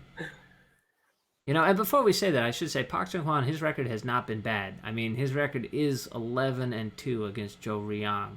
If this were a best 2 out of 3, Well, I mean, this was from like a while ago, and of course we have to consider the fact a lot of these games are league games, and it really matters if when it's like this big tournament and you can really get out there. these are more relevant than the league games. Speaking of league games, are you Yeah. playing in the AGA City League tournament again this year? Oh yeah, I am. I You're playing am. for which city are you playing for? Are you playing for Toronto I'm still? I'm playing for Vancouver. Vancouver. Is it a Yeah. Canadian kindred thing? Like you just are all on the same Canadian wavelength? Who else have you got on your team Yeah. there? I have Hu Ziyang. Uh huh. He's Oh, who's the young? Oh, Matthew. Who you might also. yeah, Yeah. he's also lives in Vancouver, Mm-hmm. and Bill Lin. Mm-hmm. Um, yeah, yeah. So that's the three of us. It's a best 2 out of 3, I guess, and Yeah. it's a round robin Teams of through the 3 is a season. round robin. That's right. Seattle's Yeah. fielding a pretty strong team this year too. Although I don't know if they're Oh. still in A division. I think we should see. We actually have no pros in Seattle. It's really sad. Oh, but you guys used to have one. Used to. Yeah, Yeah, I Edward remember Kim. Seattle having one in 2014. We played Seattle in the finals in 2014, Really. and we managed to win.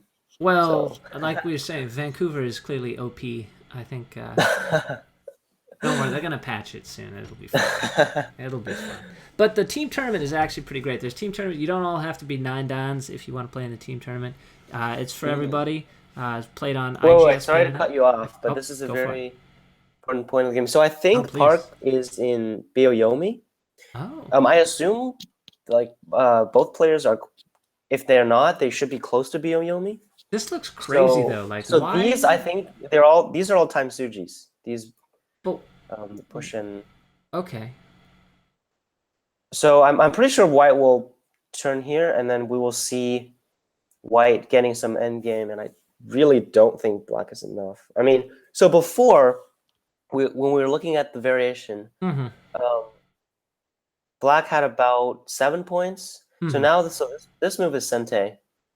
So White still has 10 points on the right, and maybe a bit more because the center 2 stones here Oh, are that's right. about to be captured. Mm-hmm. And also the left side, it's still White's turn. I mean, if White captures, what would Black do? Does he have time to play? It seemed like B6 or A7 is the most, or A, I guess maybe. Yeah, but I mean, he has to do something like here. Hmm. And like I don't know, I'm just sort of Oh yeah, spitball it here. looking at Yeah. I mean, I think it's gonna be looking very dangerous for Black. Huh.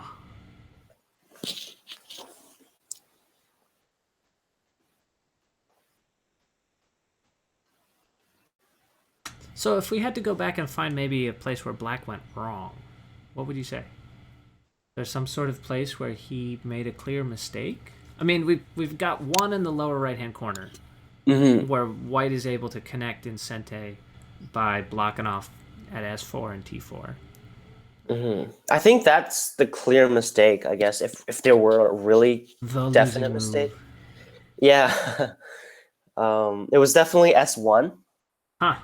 It's playing S1 instead of Coming out immediately at M4. yeah. I think the variations in the middle were I don't know, it definitely simplified the game, but these I wouldn't say Black or White benefited that much from each other. At least there's no distinct move that see that change save the game. So let's see what happened here. So okay, this is what White did. Okay, at least for once my predictions are not way off. Absolutely. What do you mean for once? I think so far you've been fairly on point Actually, here. I think White will Tiger's Mouth, and I mean, at least as good as the 9Q on the internet, right? Who said that he read all that stuff too. So.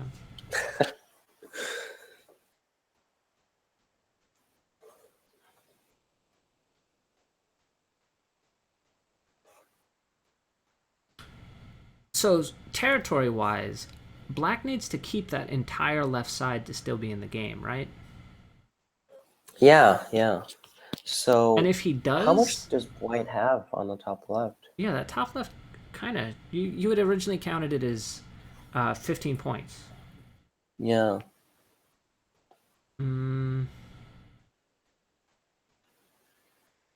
it looks like it might be more than 15 Yeah, even. so it's now it's a question of whether White can double Hane. Whoa, whoa!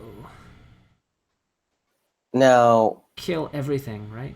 I yeah, this is going to be quite a complicated variation, but sort of what I'm looking at. So now, if That is the all or nothing, I think, right? yeah, it's probably not a good idea for White. Hmm.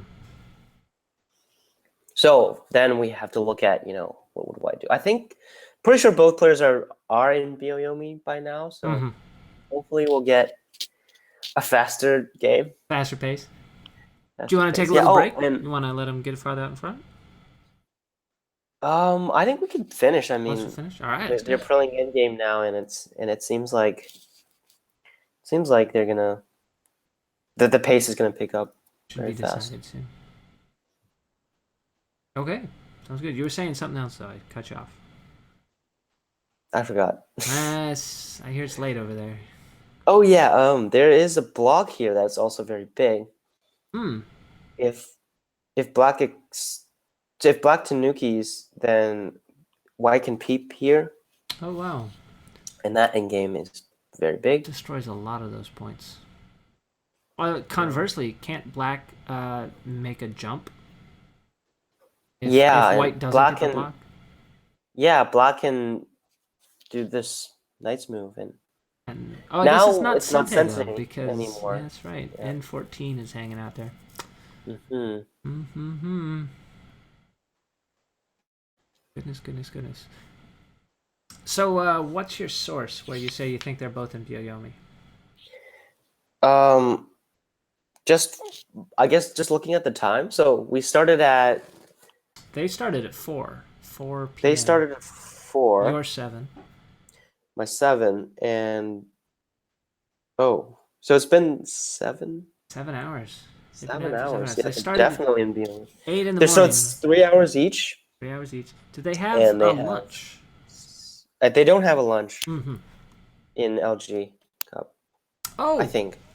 one of the commenters has just pointed out the pro in Seattle was Simon Yu Simon Oh, Simon Yu, who right. Yeah. I actually had the chance to play him one color go, if you believe it or not. I played. Oh. It's one of the only games of one color go I think that I ever finished.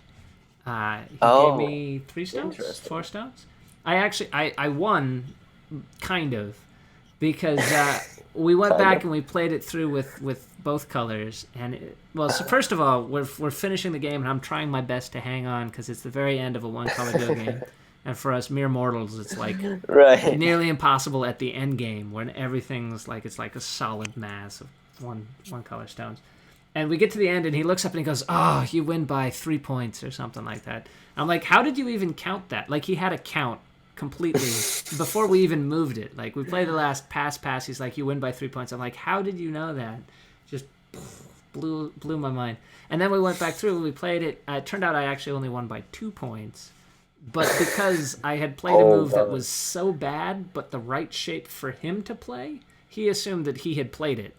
Right? I played one of the bad shape moves that is just impossible to remember correctly. And that was how I was able to win a game of one color go against a pro. I've actually never had a full one color go game. Really? Oh, we'll have to play at next Go Congress. That's right. Like I haven't finished one. We had a very interesting 3v3 one colored go game at last year's I Congress. saw that in Minnesota. Who was? Yeah. It was you So and so it was me, Mark Lee, uh-huh. and Song Ziray, Song Ziray, and who's also a yeah, pro from China. And yeah, Mark Lee is, of and I course, think Mark Lee. yeah, and I think that year was Stephanie, so it was yeah, it was Stephanie, Cao Yuyin, Debbie, Debbie, yeah, yeah, who's also a pro, yeah, I think, right? and yeah, she's pro 2P from Taiwan, and Cao Youyin. Who's 4P, right? She's a 3P 3P, from China. Oh, 3P from China. I think yeah, she probably got promoted. And it was a team one color go. That was I got to watch that just a Yeah, little. I was 10 second one time. and you played like three of So them. Those games were amazing. Oh my yeah, god. We got to yeah, broadcast it was that. Tell you fun. what, we'll put It that on the was internet. it was definitely a blast. How did you get into that? Did you guys just say, okay, boys versus girls, go? Because it We were was basically like, what are you guys doing? Oh, there's nothing to do. Okay, it's time to play three colored go, one colored go, one color go, 3 on and 3. then we just decided that we didn't want to start 3 games. So It we was just great because Q players kept walking up because they'd recognize, oh, look at all the strong players, and then they come and they see it, and they're like, oh, what is this? It was pretty amazing. yeah. Good times. Who won? Oh, we won. We won. It You was. I did. think there was some crazy variation where we were all like, since it was 10 seconds, right? We were all crazily reading this variation while playing some sente moves elsewhere. Everybody's just playing over there. Just Yeah, and then in the end, time we played out the variation, Huh. and we ended up slaying a dragon Oh man. at some point. I think. All right. I don't remember the whole details though. So there's the other problem is the reason why my one color go game went to counting is because I was too weak to know when it's over. So if we play one, Well, I mean, if it was close to 2 or 3 points, that's right, that's right, and I did it. I yeah, actually won barely. yeah. Anyway, we can totally play at the next Congress. Are you going to the next Congress? It's in San Diego next year. If San you're Diego. watching, you guys should make plans. San Diego, August 2017. Be there. I've got my Boston one. Boston cup. That's right. Good coffee cups. You think you'll make it, San Diego? Probably. Right on, man. Okay, we got a couple more moves. Should we look at? Yeah. So this they're starting the end game, of course, and this move, of course, is assuming that a5 is sente. Mm. So playing this move is sente on black's group because white is threatening d11. So black responds here. And I think white will defend the corner now. Oh, okay, yeah. He just clicked did. that. I didn't. Okay. Yeah. So white. I thought So you had done it. White defends the corner, and in this case, these three white stones are already connected back. Because we said before that this move was sente, so no matter where black played, right, he would have to respond again, and which means white can connect back. Right. So I think at this point we can safely do a count. So I'll go to the current game, and yeah, I'll do a count, and while you that's right. I take over. Wow, remind people what's happening. I'm staring off into space. It's the American Go Association's stream of the 20th LG Cup. I don't know if it's actually the 20th LG Cup, but they did start it 20 years ago, so reasonable to assume that it's been 20 years running. I'm Andrew Jackson. This is Ryan Lee, One Don Pro with the American Go Association. Ryan winning the professional certification 3 years ago? I want to say 3 years ago. Although maybe it was 2 years ago? 3 years ago? Time flies. You're counting. I'm just saying numbers out here, trying to make you lose your count. We're watching the LG Cup between Park Junghwan on the Blackstones and Zhou Ruiyang. That R just trips me up every time. Zhou Ruiyang on the Whitestones. It's been a hell of a game. Hope you guys have been enjoying it. It looks like Zhou Ruiyang will be the one who continues. I shouldn't say that until we're done with the count. But on the other side of the bracket, Shin Jin-soo lost against Dang Yifeng, which means he will go through the Feng Yifeng? Fei, Fei? like the knight's move. Oh, I thought it was Feng. Oh, Yifei? it's Fei. Yifei? Dang Yi Dang Fei. Yifei. Oh, my mistake. Dang Yifei is going to be through to the finals where he's going to be competing against the winner of this game for, what did we say it was, $250,000 about? Depends on the exchange rate. Um, so, Anyway, anyways, a lot of yeah, money. A lot of money. the state of this game is More than I make in so a year. it's looking. So, more than a grad student makes in a year. I think I feel safe making that assessment. Very safe. Very safe. All right, so you're saying, so I think you're done with your count there? Yeah. It looks about even on the board right now. Was that before Comey? Yeah, I don't count Comey, so I always count black and white points, just so there's no confusion. And we know the Comey is 6.5. Right. It's Not being a Korean 7.5. tournament. That's right. It's a Korean tournament. But a 6-point Comey, that's got to be hard for black to make up. There's not a lot of spots left on this board. Yeah, but this attachment is going to be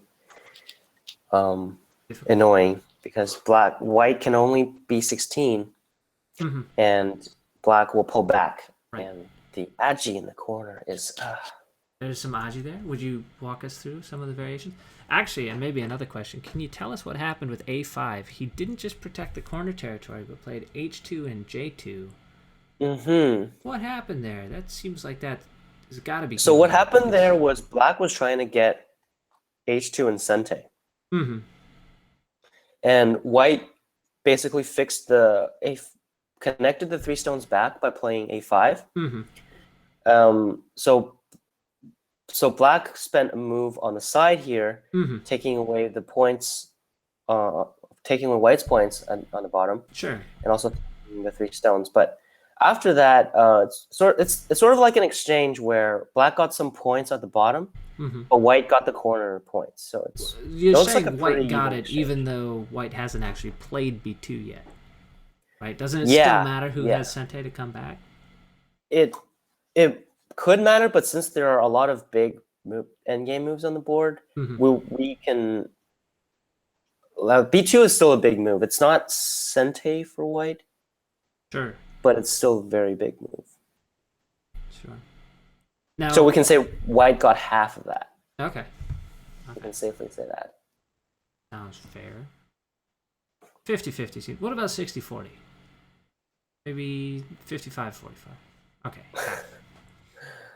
But I guess it's good for us to have gone through all of the life and death earlier because we know how important having J2 is on that whole life and death series, right? We know that it's not going to be Ko, not going to be Seki, that is enough space after white B2. Yes, no, maybe. Anyway, that's what I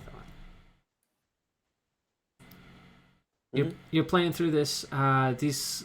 I'm just looking at some endgame sequences to see if my count was reasonable. This is your best guess for endgame sequences. How precisely do you play an endgame these days? I know you play a lot of 10-second games. How much endgame study have you internalized to the point that you just know the value of some of these moves versus having to count them every time? Like, are there some shapes that you see? Pretty much every time. Every time you count them all? To play endgame well, you need a lot of time. So in these tournaments, it's very important. If it's a close game, pretty much the person with the more time wins. Because they can really calculate which moves are bigger. Unless, of course, the other player has a lot of experience, they really get it in game. But that's definitely one of the more important skills these days is knowing exactly which end games to play. We had a question also from the chat about the B15 Aji. Would you mind showing us some of the sequences in the corner? Yeah, sure. Let's see, so the obvious one is this. White cannot hane because if white does, this is a tricky shape. That one's famous. A live shape here. There's an eye at A19 and there's an eye secured here, so black gets to live. So the only response for white is to extend on the first line. And now we need to look at, this is basically how you look at these corners with the tiger's mouth. So now we look at here. White has to connect. So now black has, I guess, a few options. So if black pulls back, I think it's gonna be at least ko. Okay. Which would be, I guess, a pretty successful ko for black, right? Very successful because white group is nothing, dead. right? Like, oh, and the whole white group would be oof. Yeah. You can basically ask for anything here. Pretty much. Can we roll back to that first sequence where black was alive? That you showed, the easy one, I think that went zipping past. So if white Hane is underneath at A17, this exchange, go ahead and just roll through it here. I think this one. The follow-up question was, after C18, can white Atari on the top? So C18, and D19. Oh, D19 only works when you have a stone on the second line nearby. So if there's a stone at E17, that's only when it will work. So in this case, black can just extend. Right.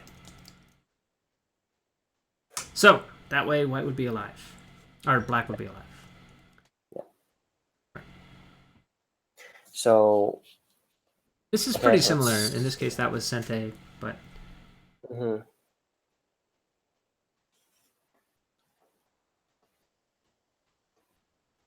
So white gets this.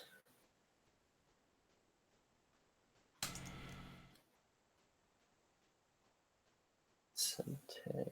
Right, this is Sente for white, because I actually, it's a result of the life and death problem. Actually, if black tanukis, then we can just get rid of this eye space. Oh. And it goes back to our shape. That's right. It's exactly what we did. Yeah. Dead.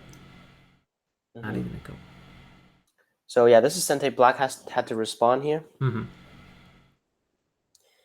And white goes back to defending the corner. That seems like a huge reduction in the lower left-hand corner. Seems like black's only going to get a couple points out of that. Yeah. Right. Because I guess C2 is Sente. So there's 5 points there, 7 points in the lower right. The right side was counted as, I'm trying to remember what you had that as, 19 on the right? Yeah, 19 on the right. So 19, 12, 31, 35. Counting myself. Goodness, what is this world coming to? So black still has about 42. 40-ish. About 42. So now,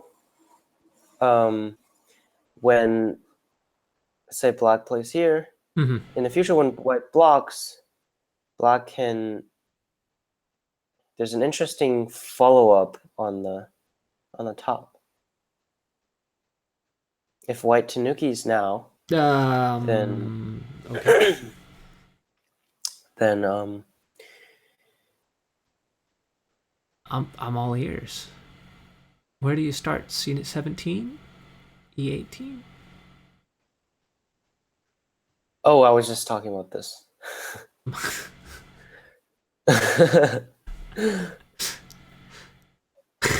I think you were too hopeful. I was pretty hopeful, I gotta say. But no, after the A16 defend, the corner is pretty much safe. There's just this. But however, white can play here. So black actually doesn't have an end game. So it's actually no. Can you play F18 first? or no? Um, It's it's gonna be oof. it's gonna be a Liberty fight, which White wouldn't want. So I we'll would, just yeah, I would bet on say black on that Liberty. Black has this one. Okay. Okay.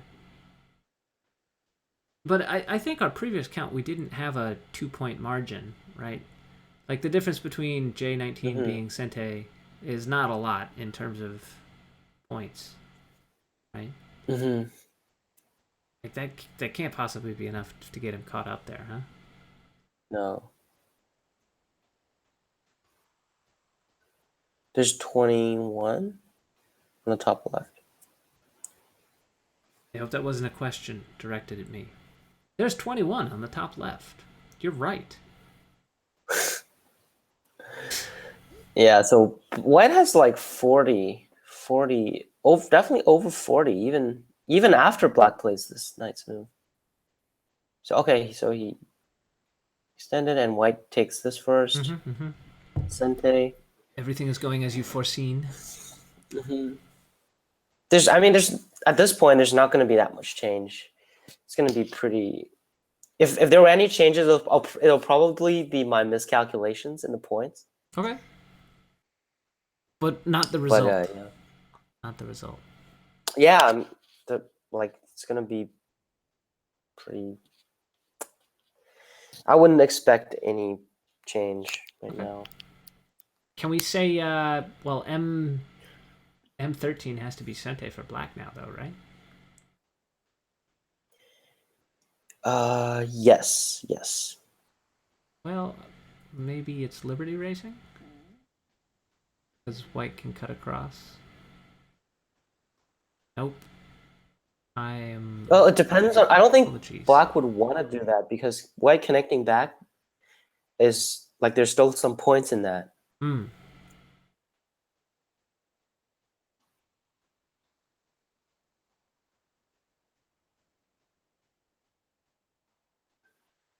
Yeah, I don't think there's gonna be any changes now.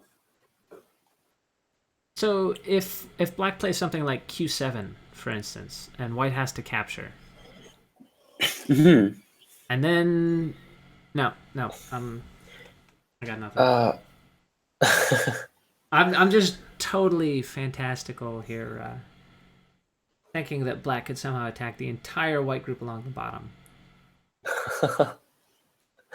but it's impossible. It's too much of a dream.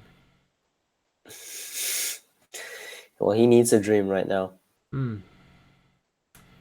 Goodness. So if his only mistake is that lower right hand corner, uh, The only obvious the only obvious mistake. mhm. And white has just been took that one opportunity and was able to drive it all the way to the finish line. That's kind of bespeaks the level of professional play. Uh, I mean, I'll make three mistakes before we're out of the early Fuseki, right? I Hmm. think maybe by move 5, I'll have made 3 mistakes. Um, if I'm white, which is really a good trick. Uh, Hmm. I don't know. So, so this is the end game. Mm, Black has 4 points, and we can count 2 points. 1.5 for White on the lower left, mm. and also 1 point at A9. White's actually getting some of black's points there. Actually, no point at A9 if I don't count a Black point at D8. So I see. I think Black doesn't even have enough on the board after White gets this. And there's nothing else that white has to worry about. He just has a free hand to play at S7. Yeah, and so it could be something like this. White pushes through. Black makes some connection, and White connects, and then Black can. Reduce that to 2 points. I don't know if I don't know if this is bigger than here. So if we just do like sort of like if we just do this and count, I don't think black is enough on the board. I think white is winning on the board right now. Bummer. And with it, Park Junghwan's hopes of securing another championship. He also has. You mentioned a number of Chinese players who are on the hunt for their second international title. Yeah. Park Junghwan also has not had too much luck as far as international titles. He's only got 2 of them himself, despite making it to the semifinals in 14 international tournaments. Yeah, if I recall correctly, he's been stopped by Ke Jie numerous Stopped times. by Ke Jie numerous times, and Lee Sedol once or twice. Yeah. No question. This is courtesy of XU98, our graphics department. XU97. Oh, he's going to be so upset with me. Anyway, he put together this, also our statistics department. So you can see here that these folks, both 23, 25, plenty of career left. I'm sure we'll see them here again. Looks like we have... Oh, no, that was you who just clicked, huh? Is that you who just... Yeah, that was me. Yeah, still clicking through the possible endings. We're waiting for the next move. We're here? Yeah. Yes, that's where we are. Okay. Here is where we are. We're nowhere other than right here.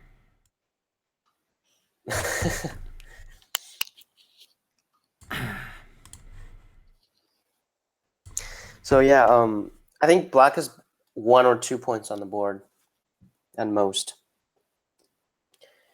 Looking at a 6.5, 5.5 win for white. That's got to be tough. Someone just pointed out, he's ranked in the top 5 in the world, but only has 2 international titles. It's tough.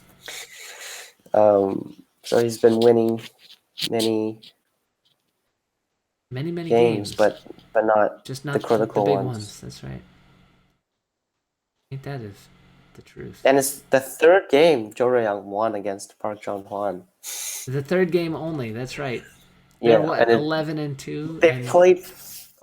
They played 14 games. This is the 14th game. That's gotta hurt. He's won 3.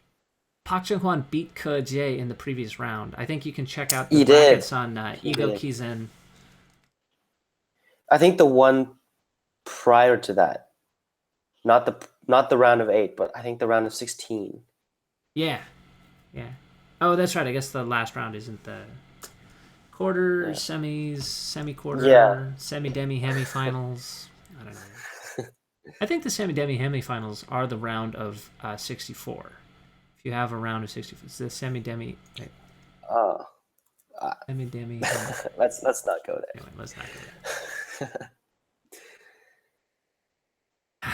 Okay, so he chose to Hane instead of what I did. Double Hane, make the cut.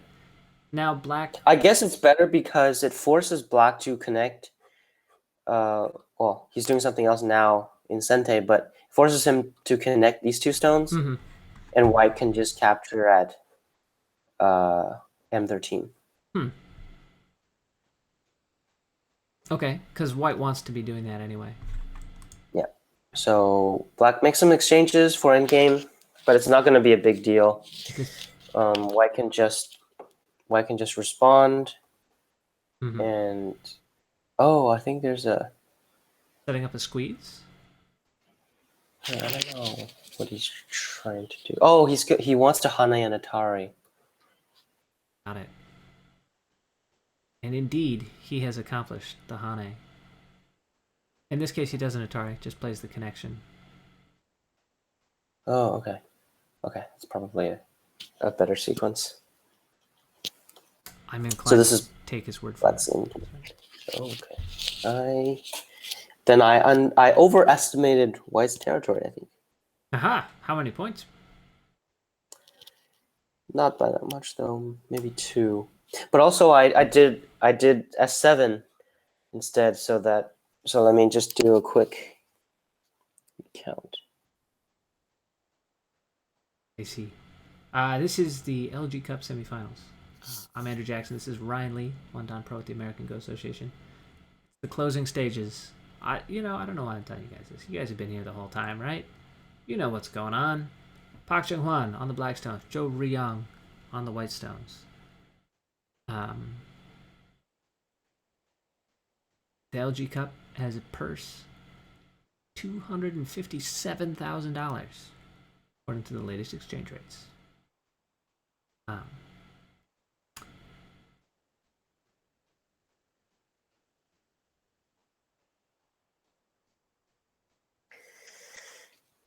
Yeah, that's a good endgame sequence For that black. that Black just did. Yeah. Hmm. So it was to peep and cut here. Better than just the descent. Mm-hmm.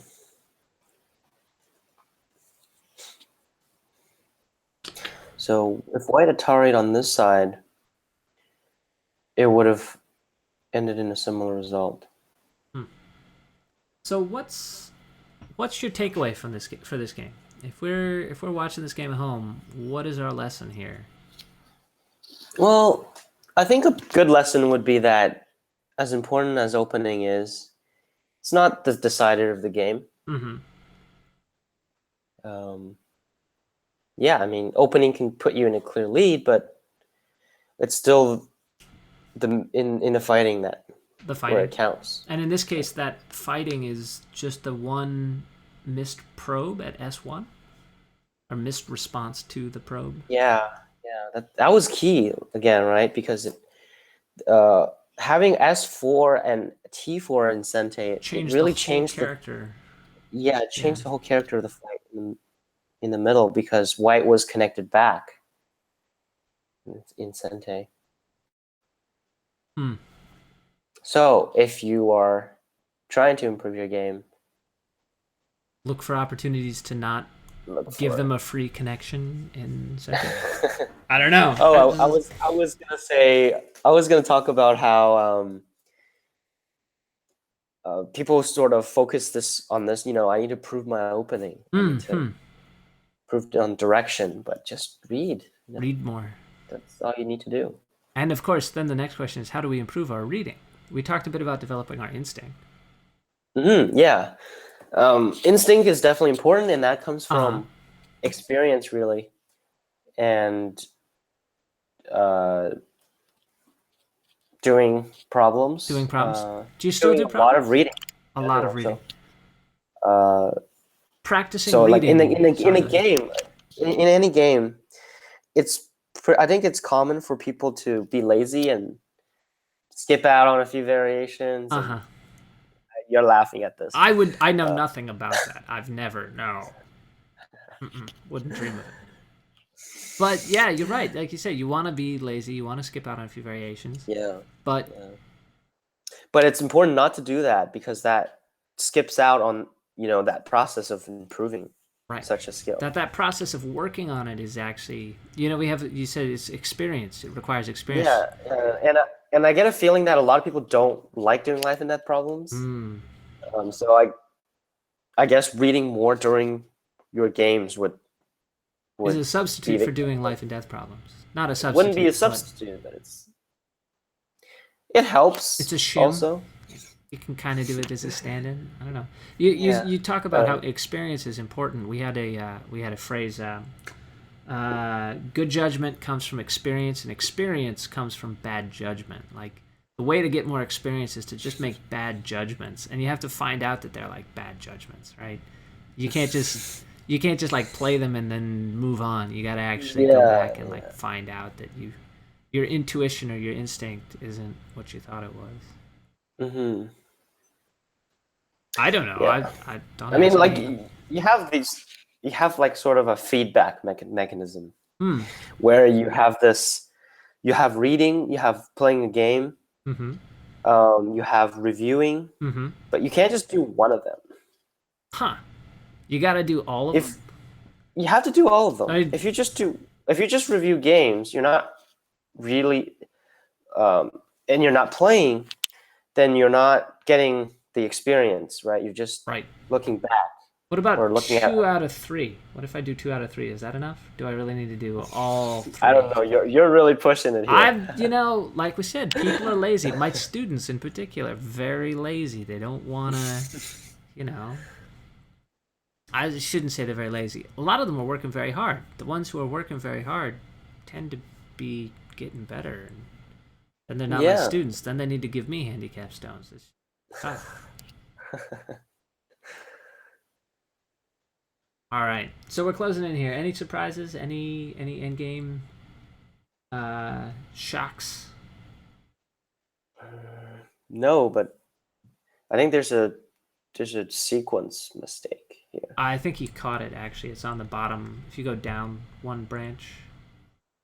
That's where we're at. Yeah. There we go. Okay. There we go. Yeah. Okay. Our Fearless Game Recorders also working late at night after a full hard day's work. The volunteers are the people who make the AGA run, so huge shout outs to Badat Baduk, our broadcast coordinator. We had Almost Postal helped with the game recording. We had Exu as our sorry, someone just said we aren't on the right timeline, and I said that is, if there's a many universes, we might not be on the right timeline anymore, right? It's very possible. Anyway, that was fighting words. Anyway, all the KGS admins who've been there to help us out. Ryan Lee, of course. It's pushing 3 in the morning now for you. 2:30. You look like. Do you want to just call it? Because if the game result's not going to change, we can say. Well, I mean, I want to make it. You want to make it. Sure. You want to. Complete. You want to see it out, huh? Yeah. All right. Anyway, Ryan, thank you so much for doing this. As again, it is nearly 3 in the morning, and of course, all y'all watching, we wouldn't be here if you weren't here. So thanks very much for tuning in. Teach your friends, spread the word, spread the love. I would probably stay it up anyway to watch this. This one? It's definitely too important to miss. Too important to miss. Yeah. So when you follow the pro scene, are there pros that you follow specifically? Are there tournaments that are cooler than others? Is it so? We do have not really. We also have some broadcasts coming up. We're gonna have a pretty busy couple of broadcasts coming up. The Nongshim Cup is going to be happening over Thanksgiving weekend. We are still working on finding out when those are going to be. It looks like we won't be able to start streaming until Saturday. Is it Saturday that we're going to be able to do a stream for us there, Ryan? Not to put you on the spot. We'll send out an announcement. We're definitely doing one on Sunday of Game 8 and Monday of Game 9. And that's the Sunday and Monday after Thanksgiving. And then the week after that is the Samsung Cup Finals. I don't think the players are determined yet on the Samsung Cup Finals. Although I guess Koje went through, right? Koje beat Isidore in the semis. So anyway, we'll pull that up. I think it is Koje in the Samsung Cup Finals versus. I want to say I know who it is. Anyway, it's Koje versus someone in the Samsung Cup Finals. Who is it? You gotta know this. Do I? I don't know. I can look it up for you. You should know this. You're the. It's not on my master planning spreadsheet, so come on, man. But we will have Stephanie Yin, who will be doing the commentary for the Samsung Cup Finals for us. Then we'll also got the Bailing Cup Finals, which is Chen Yaoye versus Koje. And those are going to... Actually 0-2 behind right now. What was that? It's going to be interesting. In the bank. He's 0-2 behind in the Bailing Cup. Koje is? Chen Yaoye is 2-0 up. Chen Yaoye, 2-0. Out of 5 games. It is a best of 5, so we may only have one stream, but that'll be the 13th. That's 13th of December. It's a Tuesday. Oh, it's Tuo Jiasi. Tuo Jiasi. Tell you, man, I need to warm up with the tongue twisters. Actually, my favorite part of learning Chinese was the tongue twisters. You know any Chinese tongue twisters? Surely. How about 4 is 4, 10 is 10? 4是4，是是是。Oh, I've heard that one. And I'm already gone. Anyway, so we got a pretty full December coming up. Remember to subscribe, usgo.org. Subscribe to the e-journal for all the Chinese tongue twisters you need, or the upcoming announcements of our broadcast. Because, again, it's going to be full starting after Thanksgiving weekend. Nongshim Cup, right after that. Samsung Cup Finals, right after that. Bailing Cup Finals, best of 5. And then Chunlan Cup is going to be starting up coming into the holiday season. So it's going to be a full house. We'll have Myungwon, we'll have Stephanie, we'll have Ryan bring you commentary. Subscribe, like. What do you think? Are we done? You're looking. Speaking of Stephanie, she went to That's right. this tournament, right? For She was representing us. Which one was that? Is the Bing Sheng Cup. Bing Sheng Cup. Do you know how she did? I was gonna ask you. Yeah, that's me. I heard that she didn't progress through the I guess the group stage, not the group stage. Okay. I heard she had a really tough draw. Tough draw. She was with Yu Zhiying and Zhou Ruiyang. Oof. Yeah, very hard bracket there. And but it seems like the person who knocked her out has just been on a roll. So if you're gonna lose to someone, the person who's winning the rest of the tournament is not too bad, right? Yeah. Also, we're gonna bring you an update on the Zen games as soon as we have one. We're still gonna figure out. We're trying to talk to the Nihon Kian, but it's kind of late notice. Not sure if that's going to be something that's going to happen. Definitely try and follow it, though, if you can find the games on Nico Nico or they might be on IGS. Not sure. You're looking perplexed. Is that move confusing? Oh, I'm just counting. Counting. Oh, I see.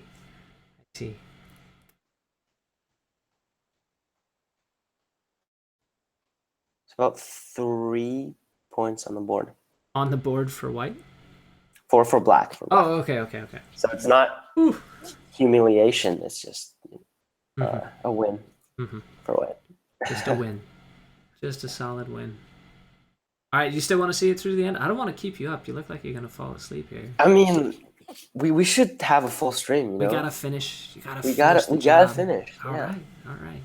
I admire your commitment. This is stay strong. But in that case, though, we're going to need to see anything else we talked about. We got Zen. We got the upcoming broadcast. We got well, so I guess this is your second stream now. What do you think? Is this you having fun? You gonna do this again? It's fun, but it'd be so nice if I was on the West Coast. Well, I hear you're playing with the Vancouver City League, so maybe you just need to. Come on, Vancouver's great. Maybe not so much this time of year, but I mean, New England winter's gonna be just as bad. So. Yeah. Be nice to go home a bit, get away from this. Yeah. Home to Toronto, or what? Vancouver. Oh, Vancouver. Are you from Vancouver originally? Yes, I am. Vancouver native. I wouldn't count myself as a native, but I would call it home. Oh, right on. So we talked a little bit about your pro experience. There was a question in the chat. How long have you been playing Go? I have been playing since I was 5. 5. And so it's been. You don't have to tell us how old you are. That's fine. You've been playing since you were 5. Okay. And you're a grad student, then they can just piss off if they want any more details. That's fine. Okay, we got it. We got a game. Game is over. White has won by resignation. Okay, so you resigned. Okay. Resigned here, and you're free of your duties. Ryan, thank you so much for staying up late with us. It's been great to have you.